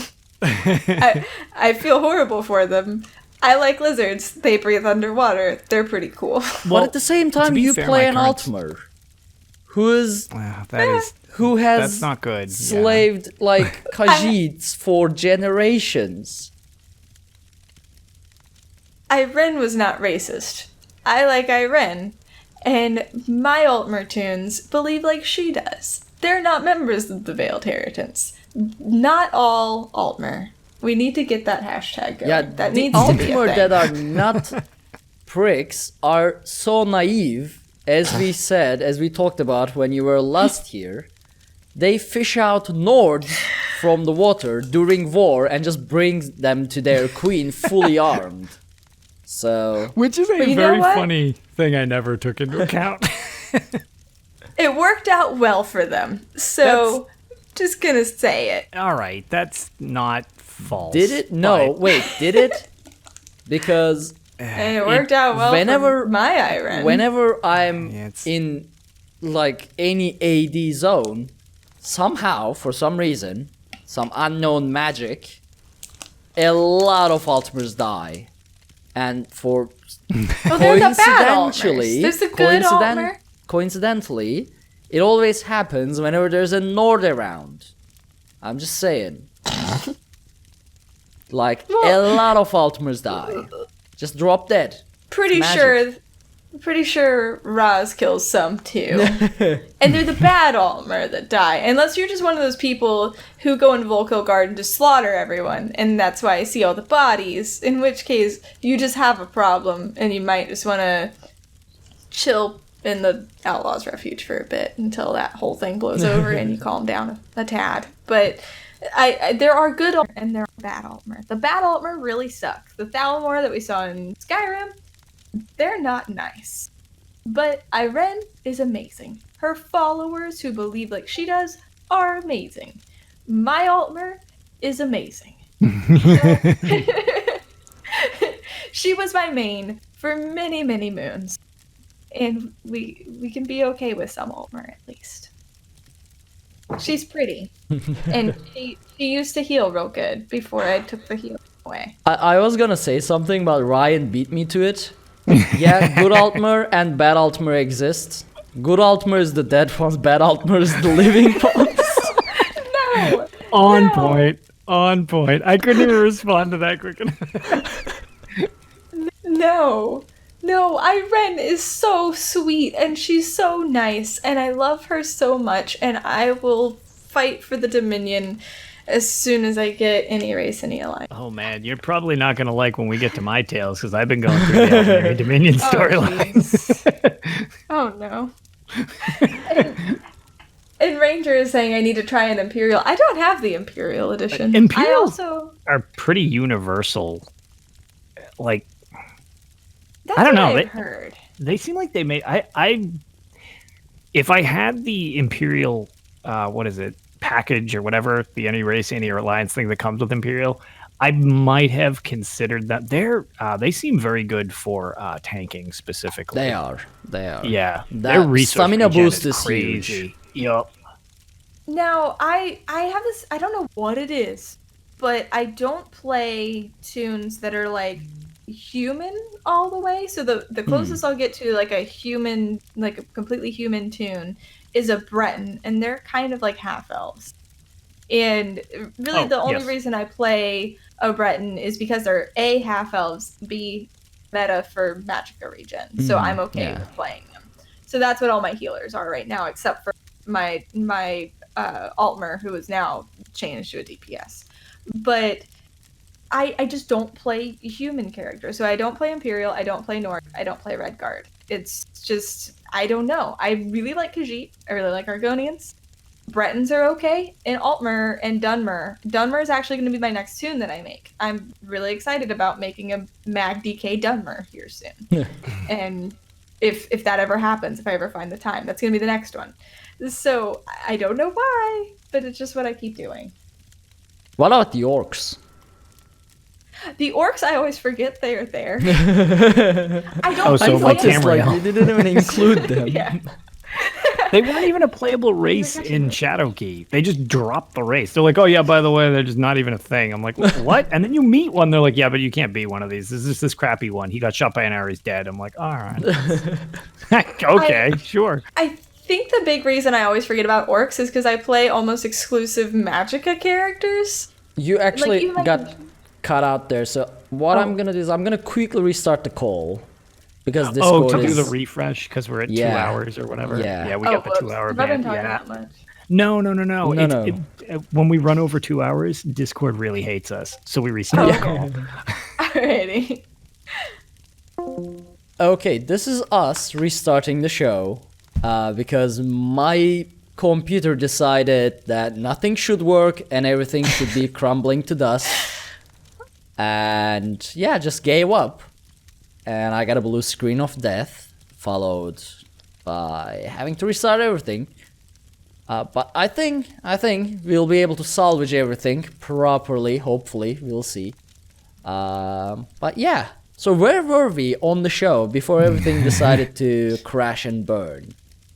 Yeah. I think we were talking about Altmers and Nords and people dying and things like that. That sounds about right. We had covered Murkmire. So I guess wherever Pixie was in her tales from that point forward. Do you remember though? I think Pixie? my tales were done. I think I was just going on about Altmer. Okay. I don't Everyone remember is what I confused said. now. The rest of the show is just confusion. Yeah. Well, no, that's a totally reasonable thing that we need to keep our train of thought on with, oh, Ark's audio is going weird. Wait, her audio is going, wait, no, oh, the stream crashed. Oh, Ark's computer blew up. Like, quick, everybody save your audio files fast. It's like, And yeah, now no, my that's a reasonable- camera. My camera is randomly blinking at us, and I don't know why, but it did this a couple weeks ago, and I think it has something to do with Audacity, because it's the only time I have camera issues is whenever I'm running Audacity. So I don't know what's going on, but my computer just doesn't like Audacity. So I'm sorry that I'm flashing at you guys. That's not a fun time. Enjoy further behind the It's scenes. fine. I mean, it's not a proper Tales episode without everything going wrong at the same time. That's too valid, because this was working way too smoothly. It had been way too long without a just straight up dumpster explosion. Yep.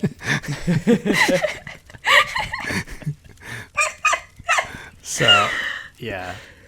Par for the course. Oh yeah. At least before everything crashed, I said we were gonna restart the Discord call. So from there, I can cut into a proper start, like nothing happened in between. Except us bringing all these references to it. Yeah. Well, I'll do what I did last time and put it Yes. on the end like a blooper if necessary. Yeah, the bloopers, I was going to say, several people said that they found the bloopers pretty funny. And I always loved it when the lore seekers did it. They would just throw their random, like, mess-ups on there. So it's like, those are pretty funny. And I mean, we're pretty good at messing stuff up, I'm just saying. Okay, well, Lotus, your turn for the tales. Oh, Lord.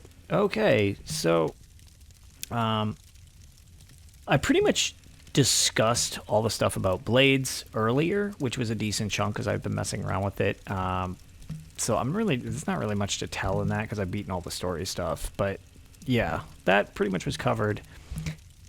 The majority of my stuff in the Season of the Dragon was also covered. The only thing that I wanted to bring up that hadn't been mentioned was how incredibly cool the final fight / go up to the final fight really was.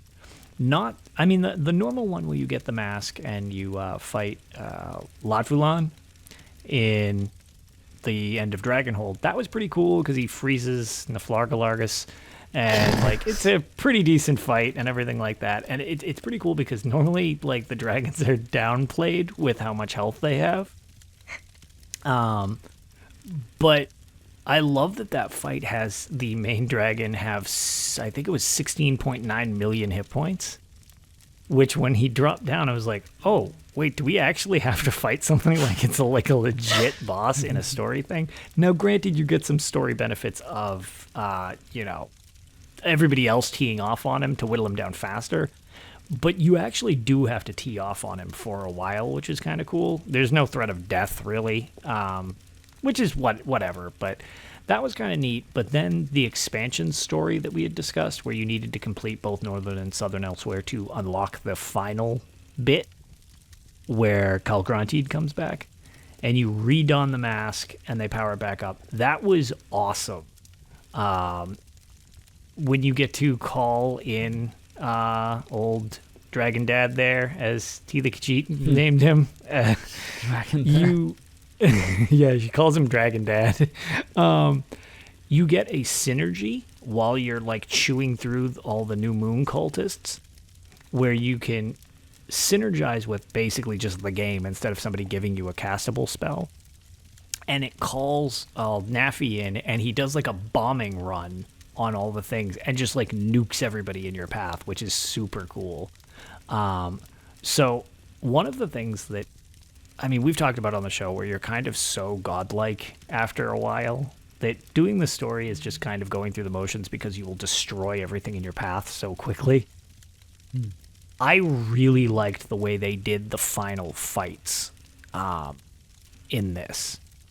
Yes, there wasn't much of a threat of death, but at the same time, they weren't quick. They were involved because you had to do some like mechanics just to make them work. Otherwise, it was just like, okay, well, you can whittle this guy down, but then he's going to go airborne. He's going to do these things as a distraction, blah, blah, blah, blah, blah.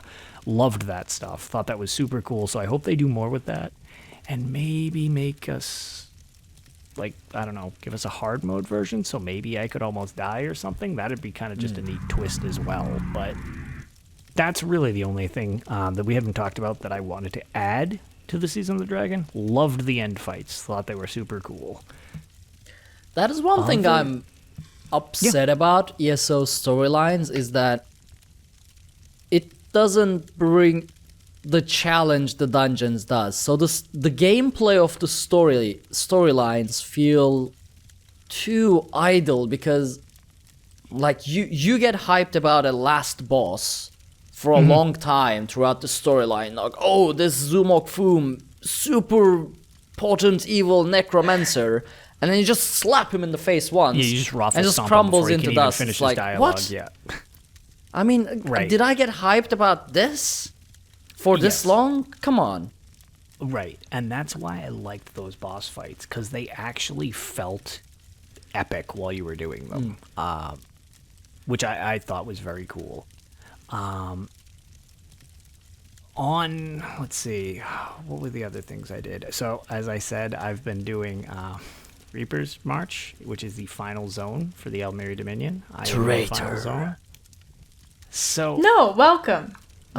No, traitor. Let me put it this way. That zone is super cool. I don't know what it is about there. I love that, but maybe it's because we've been in Elsewhere, so I'm like, oh, Elsewhere stuff is neat. Reaper's March is like really, really cool in its plainness. Like, I like it. Dune is a really cool city. It's got like the bazaar in the town and stuff like that. But the overarching quest in there I thought was very cool, where this will kind of, as if we haven't spoiled everything already, here's the spoilers to the end of this. So the thing is, you basically, the main steps down, and you have to have a new main get chosen. And you're basically, I forget what your official title is, Moon something, Moon Kissed, Moon Blessed, I don't know. So you have some title, whatever the title may be, where they'll actually listen to you. And there are these twin cats, and you basically have to pick one to be the main and help them go through the trials and stuff like that.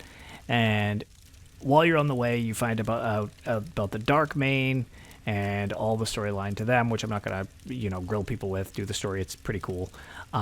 There's a mention of Orcs, which I thought was very cool because you go there. It's a public dungeon.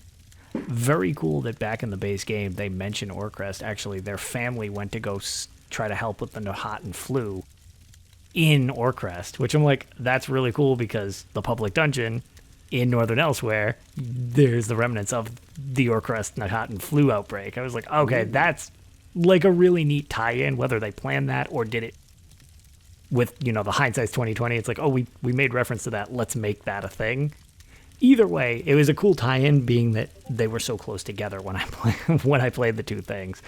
But storyline was actually pretty neat, and in terms of the whole like death thing or whatever, I really like the fact that you choose one of the you pick which one's going to be the main, and you pick which one has to pin the dark main into the crypts.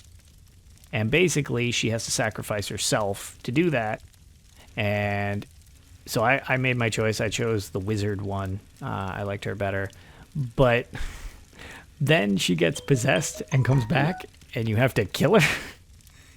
And I was like, so that's dark. So, yeah, you murder. Yeah. You chose Shaza to hold the main back, or you chose Shaza to be the main? Shaza was my main. Okay, so you made the same choice I did. Yes, Shazah was my main. And then I forget the other one's name. Callie. Callie, thank you. Yes. Callie was the one that I left, who got possessed by the Dark Main, and you have to put her down. Yeah. Which, it was kind of funny, because, they're just chummy and happy-go-lucky. And when it was one of the situations, oof, this is dark. Because your sister's there, and she's, weeping while you're killing her. I was like, oh, this is, all right. Sure. But I feel bad for laughing, but... Yeah, but, so all in all, that's a very quick summary of it. But I really liked that whole region. And now I've just got to go through and kind of clean up some random quests now that I've chosen it. The only thing that is interesting, because I don't remember off the top of my head how the other two factions ended, but once you chose the main and everybody was happy and they kind of just chat with each other, that's just it for gold content. Like, it just, I guess that leads them into the war, I suppose. So, I mean, like, but like Queen Ayrenn kind of doesn't say much at the end, which is kind of interesting because the Elmeri storyline has been so focused compared to the other two. She's just kind of like, cool, we have a main back. Bye. I think there's something after that. So it's been a couple of years since I've finished played the rest through of the zone to tie it in then, because there's still some quests left in Reaper's March I have not done.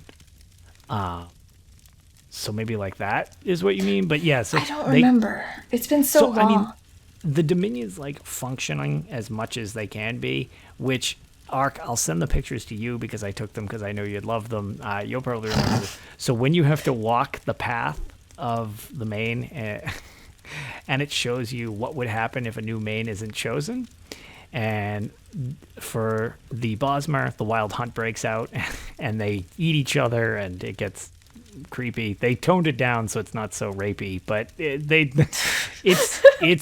the wild hunt is a mess, and read that if you want to have a nice... I've heard.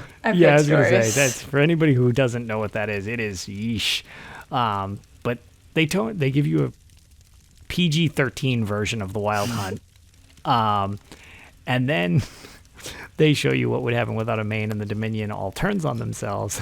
And the final section, which I took lots of screenshots, are what would happen to Queen Ayrenn if the Dominion turned on her, which she was stabbed in the side and left for dead on the side of a river. So, wait. All I gotta do is get rid of the main. Don't kill both of the mains and it'll just all go south, is what I learned from that. Don't give him ideas. So, it is too late for that, Pixie. No. Yeah, because I was like, it was supposed to be dramatic because she's like, oh, they've all turned on us and everything like that. And Kate Beckinsale's trying to give this like heartfelt performance. And I'm like, can we just go with this timeline? That's fine. We're good with this, right? Like, so yeah, it's pretty funny. Just that obviously they don't let you keep that, which is not fair, but it's perfectly fair. But yeah, I did find that pretty entertaining. And then the only other thing that I would mention that I have done, just because people seem to like watching you fail at things, specifically me. There are a couple references to stuff just during the charity event that I figured I would bring up, most of which were funny, one of which I almost felt bad, except then I decided I didn't. So we'll start with the one that I almost felt bad about, and then I decided I didn't. Was several people had not ever done the Maw of Lorcage. And I was like, we got time, let's do the Maw of Lorcage. We'll just do it on normal so people can see the story and whatever. And huge congrats to everybody for completing the Maw of Lorcage. There was varying skill levels. But the reason I would feel bad is usually I don't get too salty. I got pretty freaking salty during that run. Because for anybody who's done the Maw of Lorcage, it's not, as Best Ryan Error in chat is currently giving a very exasperated sigh as he was one of the people in the group. The degree that people wouldn't just not listen to the directions, but would intentionally fail them was legendary. Oh, God. So, oh, no. We had some funny goof up. Now, it was a pug group. There were 5 people we knew, and that would leave 7 people that were pugs. Honestly, it's your fault for trying to run Maw of Lorcage, the most coordination required trial in the game with pugs. Correct. I am aware of my Even faults. I don't do that, and I enjoy running veteran DLC hard mode dungeons with pugs. So, it's a weird form of masochism or something. I figured, so most of the people in there, like our lowest CP in there was like 600 and something. So they were an experienced group of players. Now, you don't need to be an all-star, especially on normal. You just need a little coordination. And we could even screw up. Nobody's in a rush. We have the first one, you have the first fight, and it's going well. But our burn isn't very great because we're all, people are learning it, stuff like that. And hilariously, I had not been in a group that didn't have the burn to just clear him, like in one phase cycle. Ooh. So the pillars all go up, and he starts casting the bomb, and I'm like, oh, yeah, we all need to get behind those because we're not good. And everybody's like, what? And everybody dive bombs in different directions, and he just melts us. And I was like, sorry, this is why I don't lead trials, because I don't want to explain the mechanics, because it's just, I focus on what I'm doing, and I'm like, okay, so we do it. So okay, if we burn him too slow, go behind the pillars, everybody go back to your positions afterwards. We do it totally fine, no big deal. We breeze through everything else. We get to the twins, everybody's favorite thing, to which I believe we were at the twins for an hour on normal with a lot of high-geared CP people. Because when we were explaining it, somebody else filled in and was doing a great job explaining. So kudos to whoever that was. They started explaining the trial. And right about the point when they started explaining the colored heads you get, whether you're light or dark, that's when somebody decided it's time for heavy attack, and they just chuck an electric spell straight into the thing's face and start the boss fight. So nobody knows which side of the room they're supposed to be on. Nobody is grouped into their teams. And nobody knows about the burn phase. At which point we start panic doing it, and me and the other tank had both done it. And they're yelling at the other tank for grabbing the wrong person. But the problem was, since people started dying immediately, you can only have 6 of one color and 6 of the other color. Well, the problem was people were dying so inconsistently because nobody thought we were going to start the fight. They were picking it up, and people were dead, so we're trying to raise people while the shifts is switching, and it kept giving both the tanks the same color head. Oh, God. Oh, no. And people are like, well, you're choosing the wrong one. And we're like, we're both the same color. Stop dying. Get on the correct sides of the room for 8 seconds. And don't run at the tanks. And the best one was when I was explaining, don't run at each other when you have mixed matching colors because you will blow each other up. I didn't get to finish my sentence before 2 people of opposing colored heads harpooned me, blowing me up.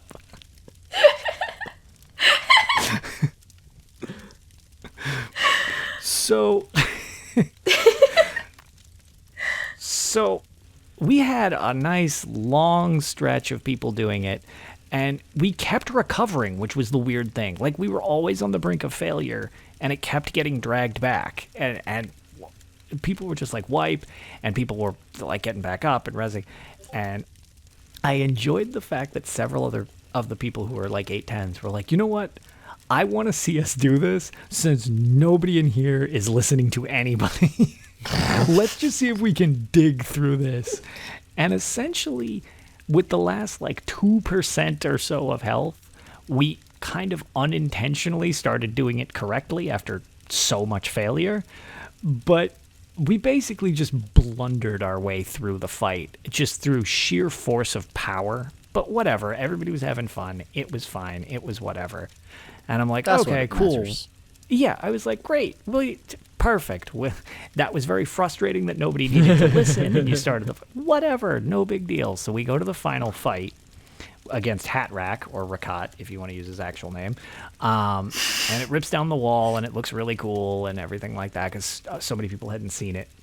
Even if you've never done that, watch the video of Rakat coming into the field. He is ripping down that wall is super awesome. We start that fight, and we find out that several people who said, I totally know how to do the portals section, which I'm not going to explain the mechanics of the trial. There's a section known as portals. Well, they didn't actually know how to do portals. And it turned out of 12 people, nobody knew how to do portals. We didn't have a single portal runner out of 12 people. Oh, no. And I'm like, okie dokie, that's kind of weird. So we started because the key is 2 people said they knew how to do portals. One guy said, just show me what to do and I'll pick it up. I would like to give all the credit in the world to that guy because he was the only person I respect out of the mess. Because that dude had to learn on the fly. The other 2 who said they knew what they were doing didn't know anything clearly because they kept running off the level. They had no idea what they were doing. They were yelling at that guy for not clearing his side when their side wasn't clear and they were dead. And I'm like, I don't know how to do portals. So I was like, I don't want to judge you.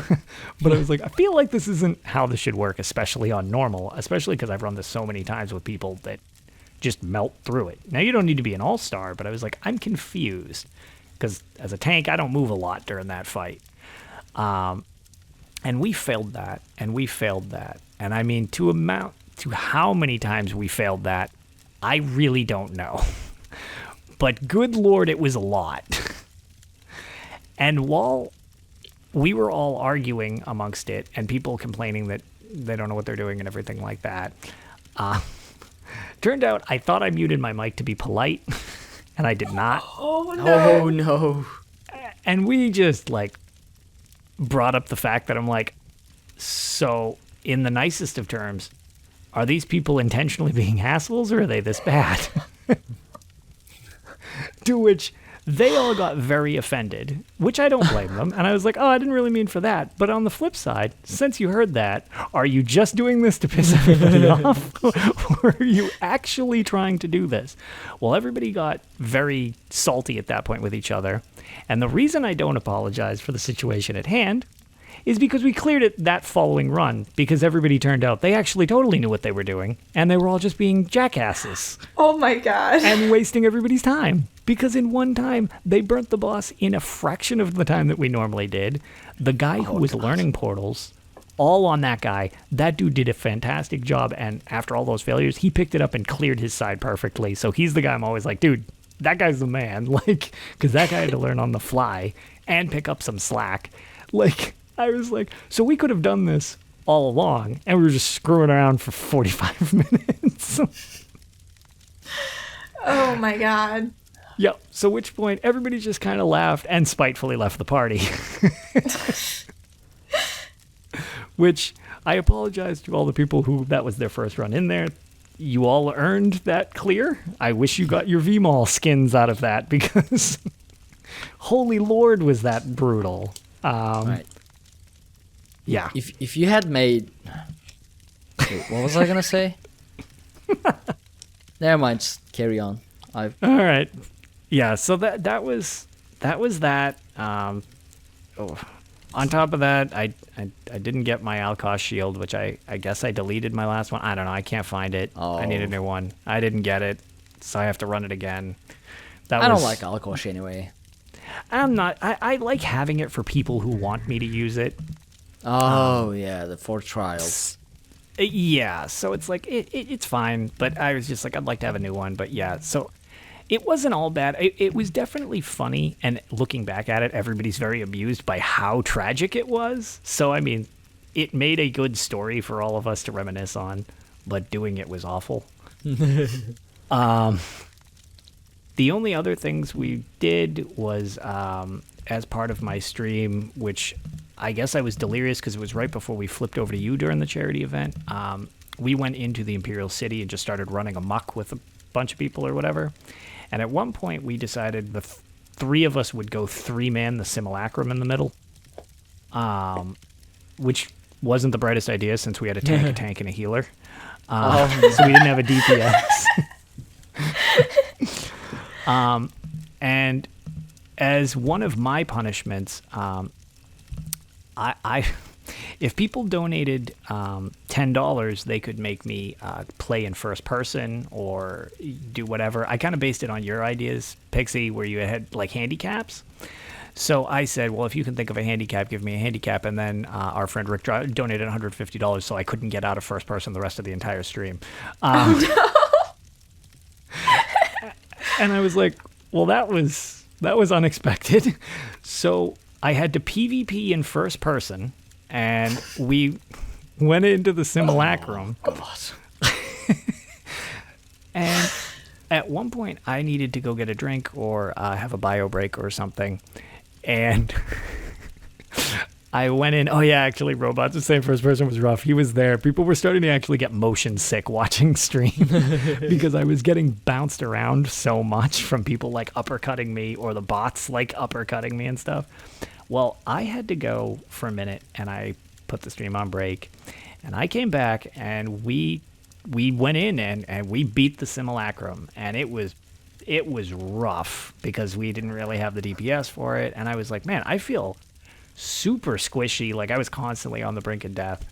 And I believe the clip is actually saved on my Twitch because we finish and I go into my inventory to see if I got anything, and I realize that the people at the LAN party replaced my gear with random pieces of ornate gear.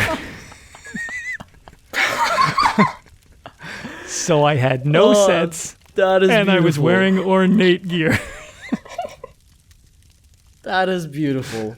That is Whoever amazing. did that, You're That would be- incredible. Yeah, it was apparently Delta 912's idea. But yeah, that was like, oh my god, that was brutal and explained a lot. I was like, man, I'm getting real bad this late in the night. I suck. And suddenly I was like, I'm not wearing gear. Like, I see. So, yeah, that still ended in success. And then the only other things, I know Frost Vault is supposed to be fixed. During the event, you get the double drops, so I ran a lot of the new dungeons a bunch. That laser grid on Frost Vault, I don't know what's happening. It's just my living nightmare. Apparently, people said it's better. I blocked the laser one run. I literally just put block up, and it just deflected the laser beam. And I was like, what the? Like, no, I don't understand. If it's totally going to crap, I did find a really interesting cheese. Magma Shell prevents it from killing you. Like 100% of the time. Yeah, it will never kill you if you go into Magma Shell. It's the only, yeah. So even when it's being wonky and sometimes you can dive roll through it or jump over it or whatever, if you put on Magma Shell, I just soak it. You can't soak a second one, but you can soak one of them. yeah. But yeah, I have no luck in that dungeon. I've cleared it a couple times on Vet, and I'm just like, ugh, I haven't even bothered with hard mode because it takes so long to get through it. And then, yeah, the only other one, I'm not going to shout him out by name because I don't want him to feel bad. Speaking of doing pugs, me and one of my friends did a pug Vet Depths of Malatar, and we got through it, and I think it might have been his first run. I hope it was his first run. He was very confused, which was fine because we showed him what to do, which is always not a big deal. But as a healer, because he was our healer, he had a very unique approach where he did not use Warhorn, he did not use Barrier. Oh gosh. He used Negate because he was a sorcerer. Wait, in which fight? In the entirety of Depths of Malatar, including the final fight, which I actually not sure what he thought Negate was doing, but he hit the ghost wall with Negate. He hit the boss with Negate. And we were trying to be like, I don't think that works how you think it works. He's like, no, don't worry, I got it. And he hit with Negate. And I'm like, should we tell him? I don't like I don't want him to just think we're picking on him, but I was like, I don't think this does what he thinks it does. But yeah, so just an FYI, Negate doesn't work on bosses. So it's a weird choice to use, but it was really funny, and he was super good-natured about it. We actually explained it to him after the dungeon, and he was like, oh, I thought I could like neutralize the boss's attack. And we're like, it doesn't work like that. That would be awesome. But I was like, that's not how it works. But yeah, it was a funny thing because I've never seen anyone do that. But in hindsight, I guess the game never tells you it shouldn't work on bosses. Yeah. So I like generally I can doesn't. understand. That's what I mean. So it's like, but it was funny, and we cleared it anyway. So he got his clear, and he got his helmet. So From a new worked out. player's perspective, ESO is super confusing. There is just so much. That's what I'm thinking. Because like, when I looked at the skill, I was like, oh, I guess you could actually think that is like an offensive defensive thing. Like, you prevent magic. Well, if the dude's casting like lightning balls at us, why wouldn't that just negate the boss? It's like, well, the boss is immune to that. It's like, well, how would he know that? Like, just to his credit, it's like, it's not like a stupid thing to do. It's just like one of those like, I just never experienced that because generally I'm not used to sorcerer healers. Last time I ran that, I was on my Necromancer, and I didn't use Warhorn or anything like that, because I just had my Necro Res, so I just wait for people to die and then just bring it back. Actually, Necro Res is amazing for that laser fight, because a lot of times I am the only one standing alive there, because people avoid the lasers, no problem, but when they are avoiding the lasers, they're all bundled up together, and when the AoE attack from the dwarven dwarven balls hit, the little spheres. They all die, but because I'm a tank, I survive, and if the healer survives, we can manage. But if either of us is the only survivor, then you can't res anyone. But if you have the Necro Res, you can just bring everybody up, right back and up. just do a full retard. Yeah. It's definitely really, really, really useful in so many situations. I didn't mention this during my tales because it slipped my mind, but I brought my Necromancer into Cyrodiil for the first time. Ooh. And I got to it was a small group of lore seekers. We were doing Cyrodiil 101, so it was a PvE tune that I brought in, and I was like, well, I might as well just try. And it was like a group of 5 or 6 of us that were going to take on this keep, and there were a couple randoms, and we actually successfully took the keep. And there were at least 5 of them down in front of me, because I guess some randoms joined. So 5 people were down in front of me, like in the doorway, and I was able to res all of them. And then we took the keep, and I just felt like I raised this undead army to go take this keep for me, and I just felt amazing. I was like, wow, I'm definitely awesome. Doing that again.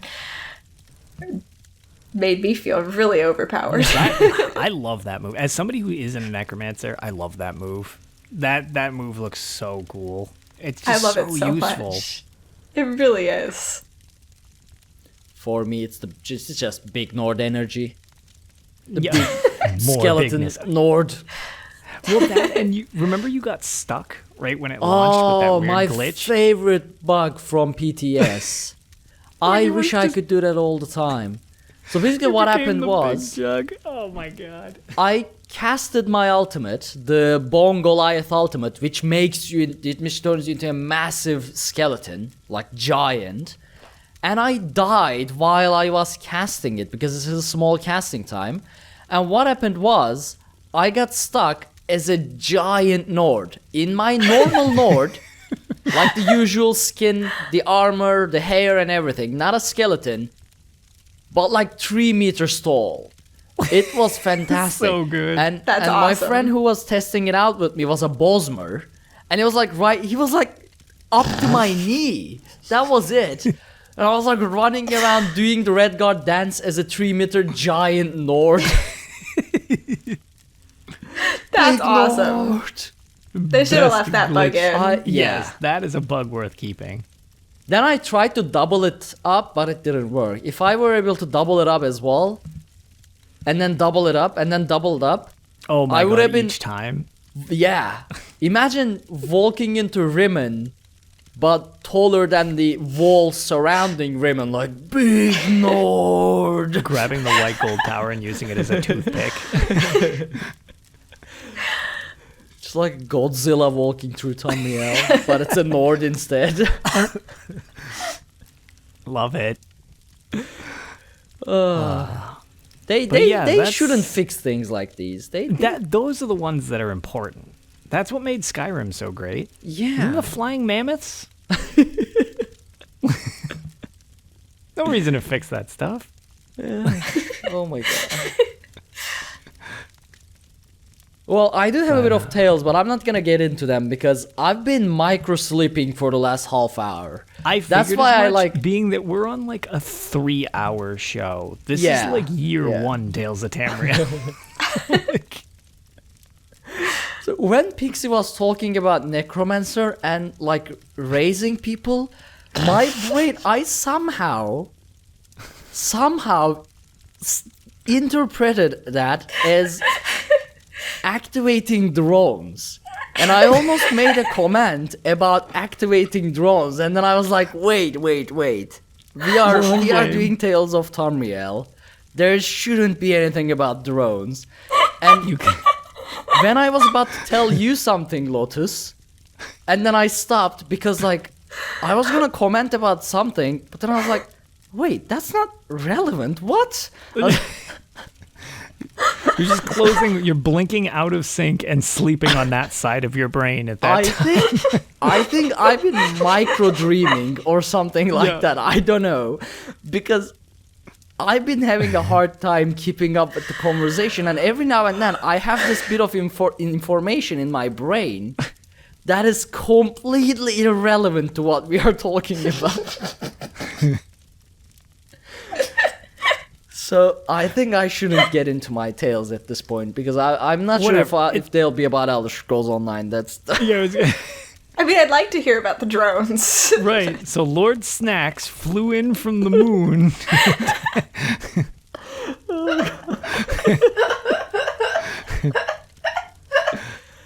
See, this is why I love doing this show completely sleep deprived. I mean, yes. It wouldn't be Tales of Tamriel any other way. Honestly, what was that about drones? I even had like an image in my head, like drones just rising from the ground. I don't know how I got there. My necromancer is actually a technopath, and she can mind control drones, and that's how we took the keep. It makes perfect sense. Yeah, or you're prepping some weird Dwemer thing that nobody knows about. You're just becoming clairvoyant. You're so sleep drunk. Oh my god. Alright, well, Pixie. Let's see you rifle through the final thoughts like this. Yeah. Final thoughts? Non-existent, I mean, at this point. People can find me at twitch.tv/hyperpixiegaming and on Instagram at hyperpixiegaming. For Twitter, that was a little bit too long, so that one's hyperpixiegames, and you can also email me at hyperpixiegames@gmail.com. There you go. You should definitely 100% go follow Hyper Pixie, and hopefully we'll have her on the show more often. Absolutely. I'm hoping to. Yes. There we go. And Lotus, where can people find you? I am LotusOfDoom pretty much everywhere. And actually, mid-January, you will be able to meet me in person if you happen to be in Las Vegas, because I'll be LotusOfDoom there, walking around in person. Well, you can find me apparently in the land of dreams. You can find me anywhere that is Arkhaniir, ARKHANIIR. If you Google it, it will bring up everything because I made the name up, so it should be unique. If it's not unique, then there's an imposter among us. But thank you all so much for joining on this episode of Tales of Tamriel. I'll try to mix the two parts of this show together and take the things... I'm not sure if it will be bloopers or not. I'll figure it out in the post-editing, but if there are going to be bloopers, I will add an extra bit of like disclaimer at the end of our outro after the red diamond plays, so stay tuned for that. That said, you can follow everything we do over at dungeoncrawlernetwork.com. There you can find links to all of our social media, including Twitch, YouTube, and Twitter, and Facebook. Right. Be sure... My brain just stopped. Be sure to check out. Yeah, don't ask. I lost where I was reading. Be sure to check out our Patreon at patreon.com/dungeoncrawlernetwork if you want to help support the show, and consider leaving us a 5-star review on iTunes so people know that we are a real podcast, that we say real words, and sometimes it matters. Thank you all so much for joining us, and we will see you next week on a more consistent schedule. Have a good night, everyone. Bye. Bye.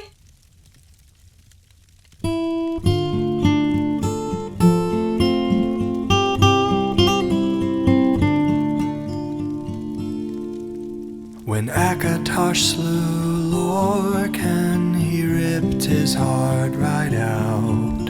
He hurled it across Tamriel, and the heart was heard to shout, red diamond, the heart and soul of men. Red diamond, protect us till the end. The laughing heart sprayed blood afar, a gout on Seer it fell, and like a dart shot to its mark down in an alien well. Magic effused the Lorcan blood to crystal red and strong. Then wild elves cut and polished it down to chimel at a ball. Red diamond, the heart and soul of men. Red diamond, protect us till the end. When elves lost Nirn to men, Akatosh gave the stone to Saint Alesh in token of her right to sit the throne. Red diamond, the heart and soul of men. Red diamond, protect us till the end. Red diamond, protect us till the end.